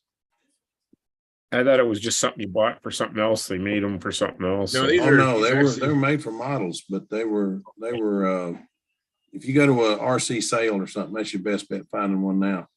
Because the company that bought the company out does not do that, or the incidence meter, the balance gauge, and I forgot what you call it, but it's like a protractor. They don't make any of that. They didn't pick any of that up. I called and asked about a part for the balance gauge, and they didn't pick that up. So they no longer make those parts, those gauges and instruments. So what do you I want made the one of instrument? I'm sorry, go ahead. I didn't mean to step on your words. That's all right. So- That's all right. That's all right. So No, I what do you just, want the I had incident lo- meter for, Stuart? Well, What do you- well, aren't they for setting to do with the wing or something? That's the Yeah, other you thing. set the wing and the tail and the thrust line of the motor all dead level. Or if you build down into your airplane or up into your airplane for the motor, you can still check it to that, and then just subtract whatever's supposed to be, 1.5 degrees, 2.5, whatever you put in it, and get the wing so it's dead straight and the tail so it's dead straight. Or you put up a little bit in the tail. So the front, put the front of the elevator up 1 degree. I just go 1/64 of an inch, and it's usually enough. Get it dead straight and flat and level, and then just raise it to 1/64, and you're in the house. I mean, it works. Okay. He's Hey, right. Stuart, you know, Bob Hunt, he doesn't believe in those. He doesn't trust those incident meters. He has a different system. You might want to contact Bob Hunt. He might send you a PDF on how he does his alignment. He doesn't. He doubts the accuracy of those. Yeah, Robart. There you go, Thank Robart. you, There you go. John. Well, I don't doubt the accuracy. It has worked for me. But buy one, you should buy at least two. Okay, Me I've seen too. those. I'd never Sometimes used. three is better. Yeah, I wish I'd bought a third one, but I didn't. I have two. The nice thing is you could, they make a mount like right here. That'll slip into your shaft on your crankshaft, and you could move this in close to it, so you don't have too much overhang. Take this one off, so you got the weight gone, and now you can check your incidence on your crankshaft compared to your wing. And so if you put one on the wing, zero that, and put this on there, you know whether you got up thrust, down, or down thrust in the thrust line. So that's one of the big advantages to these things. And you can also check between your wing and your stab, and make sure, like Phil was saying, it's real easy. If you get a 0-0, you can slip a little piece of 64th plywood under the leading edge and just give you that little bit of positive on there. There's another thing. This would be hard for you to get or duplicate. It was made by one of the modelers here. It was a 3-flight and a control line flyer. And he made this. This slips onto your flap in your elevator. Oh, that is very cool. You have a degree wheel there, see? Yeah. And you can make sure that they're zeroed. And you can also make sure, or know how much, when you give full down flap, how much you're getting, full up flap, how much you're getting. And conversely, I have a second one that goes back on the elevator, and I can see how much what my ratio is between my flap and elevator. So that's another alignment tool. And then these are really handy. You can use them all over the place. You probably can buy these at your local hobby shop or hardware store. It's just a line level, and it's got a little bubble in it, and you can check the bubble and then center it. You can get pretty darn close with that. You can see the bubble in there, I think. Yeah, I've seen them somewhere. Yeah. So anyway, those are the three main items I use to set up alignments. And I found, everybody has their favorite way of going up, but I have a fervent belief that Bob Whiteley knew what he was talking about. Mm-hmm. Me too. And I'm a student of his. The man could sit and watch you fly outside the circle, and you'd land. He'd tell you how much tip weight and how far to move your line forward or back just by watching your flight. But he wrote an article, and I've got it pinned under my CAD Classics. I've got it pinned there. Things that always work. Things that always work. Yep. And in there he talks about, he puts a little right thrust, not much, just a little bit.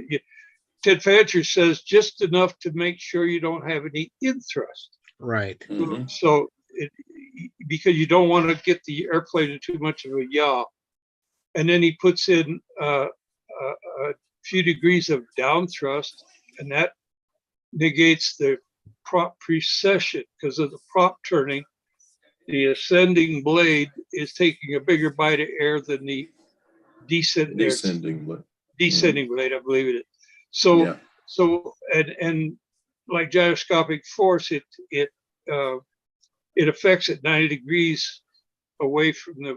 And so if it's happening on a horizontal, then it affects it in the vertical. And in a counter rotating prop, what that means is that your airplane, the precession wants to raise the nose. And that's one of the reasons that planes hunt, is because the precession is causing it to try to rise with the prop spinning, and you're always fighting it to get it back out. So put a little down thrust in there. That now negates that, and the plane will lock in better and easier. So if you get all 0, 0, 0 and you can deal with it, you can trim it to where you can pretty well trim it out. A lot of guys put down elevator in it, but if you use the down thrust and that and just a slight positive on the stab, you can pretty well get rid of it completely. And since I started doing that, which was about 15 years ago, every plane I've built has had that in it. I've never had a problem with hunting. The plane trimmed out really fast and easy and remained true unless I soaked it in water or something, warped it all. So wasn't flying in the weather lately, huh? Okay. Well, no, I had that one airplane. I hung down in the basement, but it was right under the outlet for the condenser unit on the air conditioner. Oh, so no. I just pumped it full of water. Oh, Lord. Yes, that was a shame. It was about a 12-pound airplane when I discovered it. Take it, put it out in the sun for a few days, but remember to flip it every little bit. Yeah, but it all warped up real good. Oh, yeah, I bet it did. It's a wall hanger now. Yeah.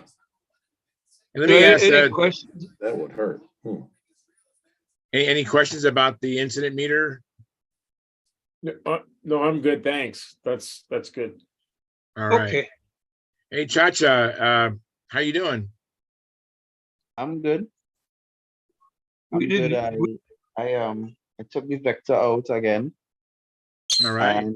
And I took my X-Acto blade and I made some space in the exit for the lead outs, because you remember I told you it was an ARF, and I just moved the lead outs probably 1/8 of an inch.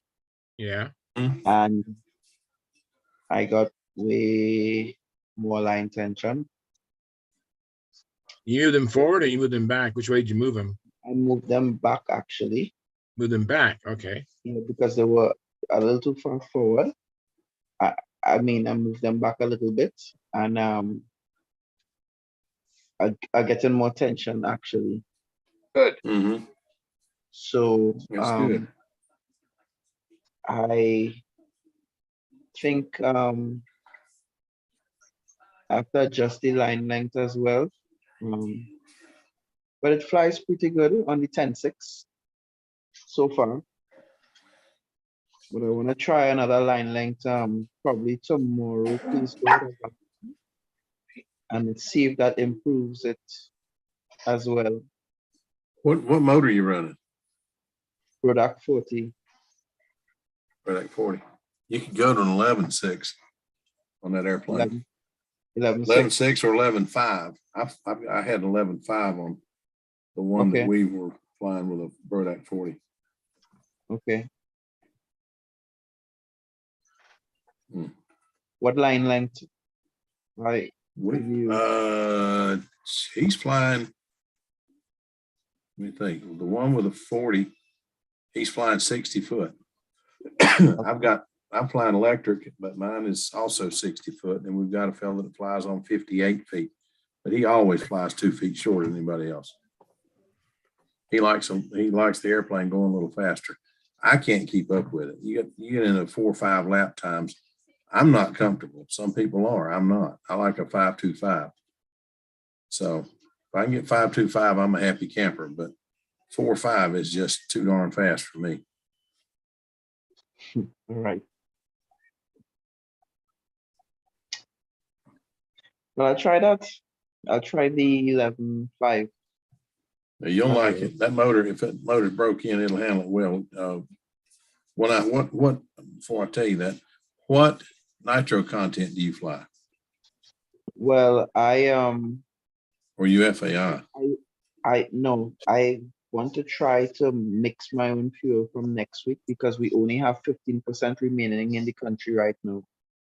So what I did, that 15% is cool power, the green. Yeah. Mm-hmm. So what I did, I added like 120 ml of castor, and that should bring it to about 22% oil. So that's what I'm running, but I kind of run it a bit um richer, Yeah, you I know, know what you and mean. yeah. You can cut down, you can add alcohol and then add oil and cut it down to 7.5%, and you'll be happy camper with that until it gets above about 85 degrees. And then you want to go check your mix a little bit and add it up, take it up to 10%. And some of the guys some guys fly 15%. I mean, I've seen Bill Werwich, not in the Prodac 40, but I've seen Bill Werwich at the Nats fly 18% nitromethane. And I just, wow. He said, I've flown up to 20. That was more than I thought you could fly in a tune pipe, not melt the pipe. But I'm not going to argue with Bill Werwich. He is the man. Mhm. Billy says you can do it. You can do it. Yeah, I Well, don't like nitro for piped engines or any engine it's equals to oxygen, right? Yeah, that's So all if it you're is. flying It's at oxygen. high altitude, you want to up the nitro, and you want to go down to a lower altitude, then you lower the nitro as well. Mm-hmm. So what they do at the Nats, instead of changing their pipe measurements and stuff like that, they just tune the motors on the field based on the conditions that they are existing for, that. And by just adding some nitro, and most of them, I think a lot of them come with 5 and 15% nitro over there, right? Yeah, so if they need 10%, they're just going to mix 5 and 15 and get the 10, right? Or anywhere in between. I don't know about the 19 or 20. It sounds a little bit extreme, but well, it was really hot that they day. used it, or whatever, Yeah, I can't say anything about that. That's a question for you. Okay. Do you say you have a sister that lives in Florida? Yes, in Lake Worth. Okay, there's a company, I think it's in South Carolina, called Redmax, FHS Fuel. FHS. And they will custom mix anything you want. It comes in quart sizes, and it's not expensive. You can get the percentage of oil, castor, synthetic mix, straight castor, whatever you want, and you should be able to get it. She should be able to get it for you if you have a way. I don't know whether you can get it into Trinidad or Yes, without she might going have to through. send it via and they might consider that like hazmat. Yeah. So might have to go on a special flight or by boat. Well, we have the problem with hazmat here, so I bought, I think, 24 quarts, and no problem. It came in quarts, one big box, but they mixed it. I wanted some at 5%, some at 10%, some at FAI. They just Well, I wanted it. One of my comrades who fly with me, he goes down to our refinery and gets methanol, and he does a methanol and castor mix, and he would just take he would buy 1 gallon of nitro, and he would add a little bit of nitro to that mix. That's the way to do it. Yeah. Yeah, So if you I want to do that you next got week. that available, if you got that available, you're okay. Yeah. I want to ask Dennis a question. Dennis, that black flame behind you, is that an Aries? No, That's a Gladiator. it's a dark blue plane, and it's a Gladiator 35. Oh, it looks beautiful back there. And it flies pretty good too. I can't complain. All right. Yeah, he's flying it really good. Yeah, I took 3rd place at VSE this year with that plane. Excellent. Yeah, Excellent. very good result. Very good. In fact, and then at Las Vegas in Classic, it took 1st in Classic at Las Vegas. Cool. I just heard from McBride, Reuben McBride, and I think he's got Lou Wolgast's phone number for me, but I've got to go. My bandwidth isn't good enough for me to go over and check my email, but I had a little flash show up here, something about Lou Wolgast and whatever. So we may have taken care of the problem. Oh, good. Oh, that's good Good news. deal. Glad to hear that. When you guys were talking about fuel, I know on the flying out on the West Coast, I'm near or at sea level. And for our big stunt motors, you know, like 61s and the 75s, like Dave Fitzgerald and Brett, they run 10%. We use the Power Master fuel at 10%. And then when we go to Muncie, because the elevation and the air density there, we jump it up to 15%. Depending on the temperature, sometimes we drop it down to 12.5.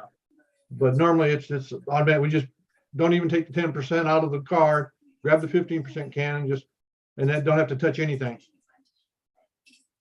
Yeah. And the same is true with Phoenix or Tucson area, because the elevation, we just run 15%. I run a lot of FAI engines, and so I run no nitro fuel. And I have found it kind of interesting is that I go from where we're at here, which is almost a mile high, 5,000 or 4,600, 4,800 feet, and go down to fly at Weird Narrows. I'm still running 0% there, and it seems to, seems to handle everything. I don't have a problem or an issue that I've come up on yet.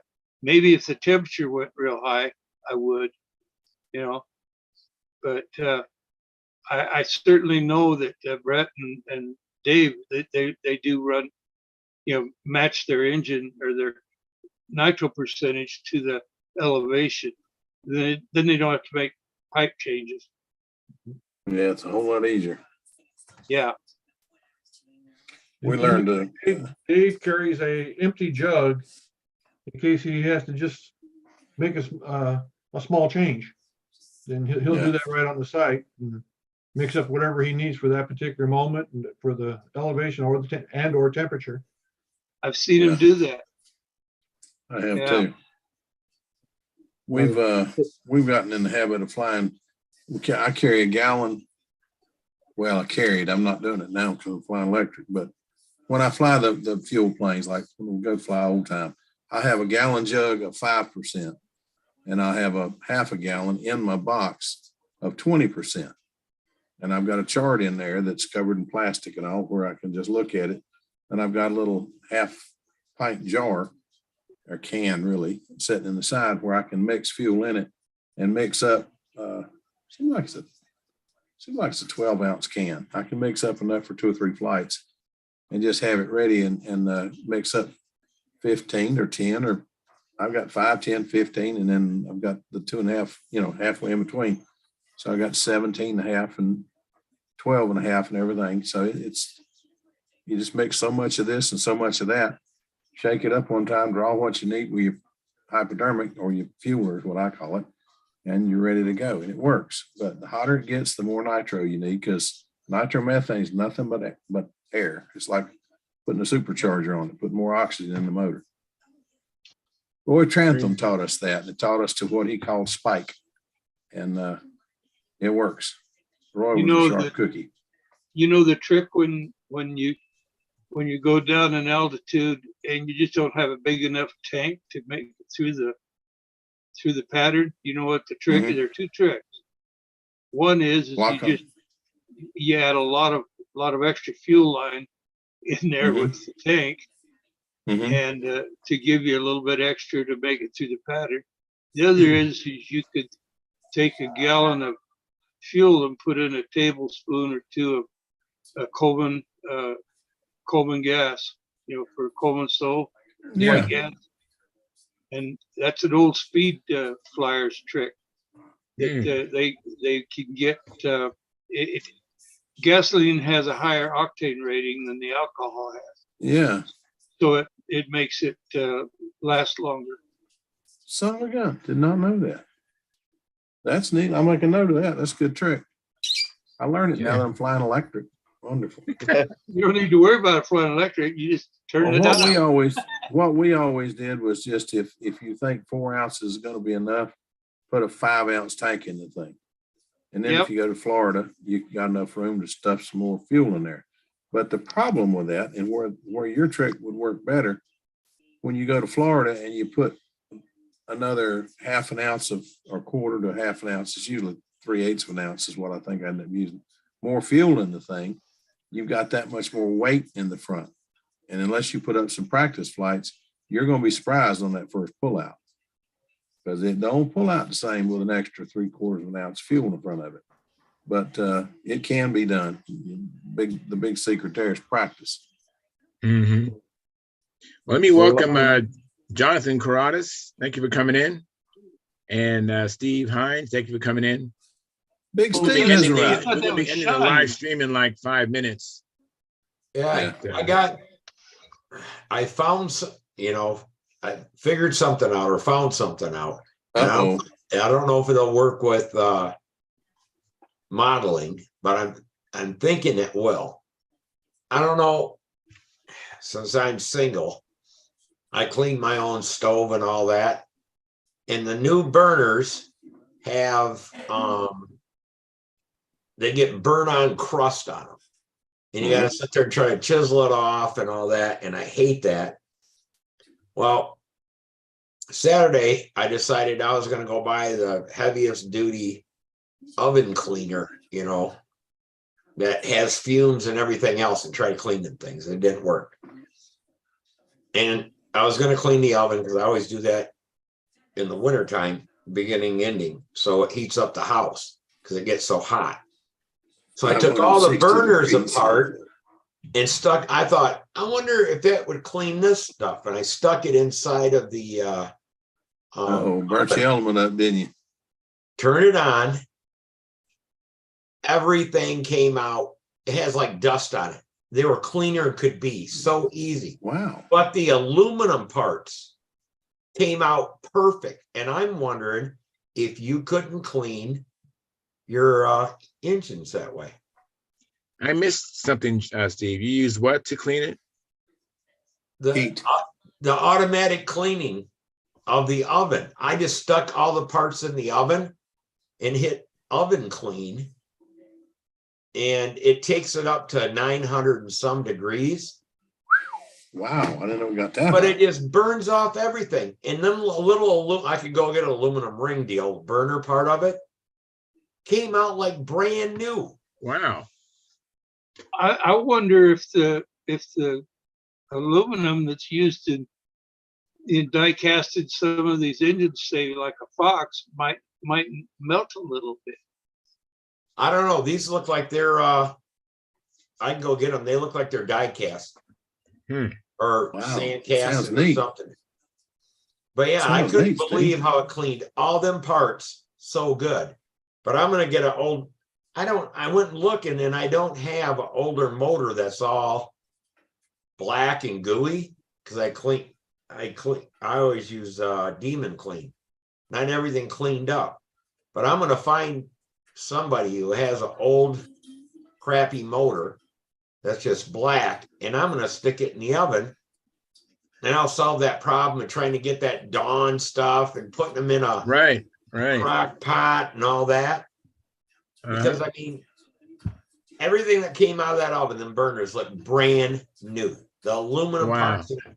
And I've never had them things look decent. I mean, they have always just looked kind of dingy and the aluminum and stuff because it would not clean up. Very cool.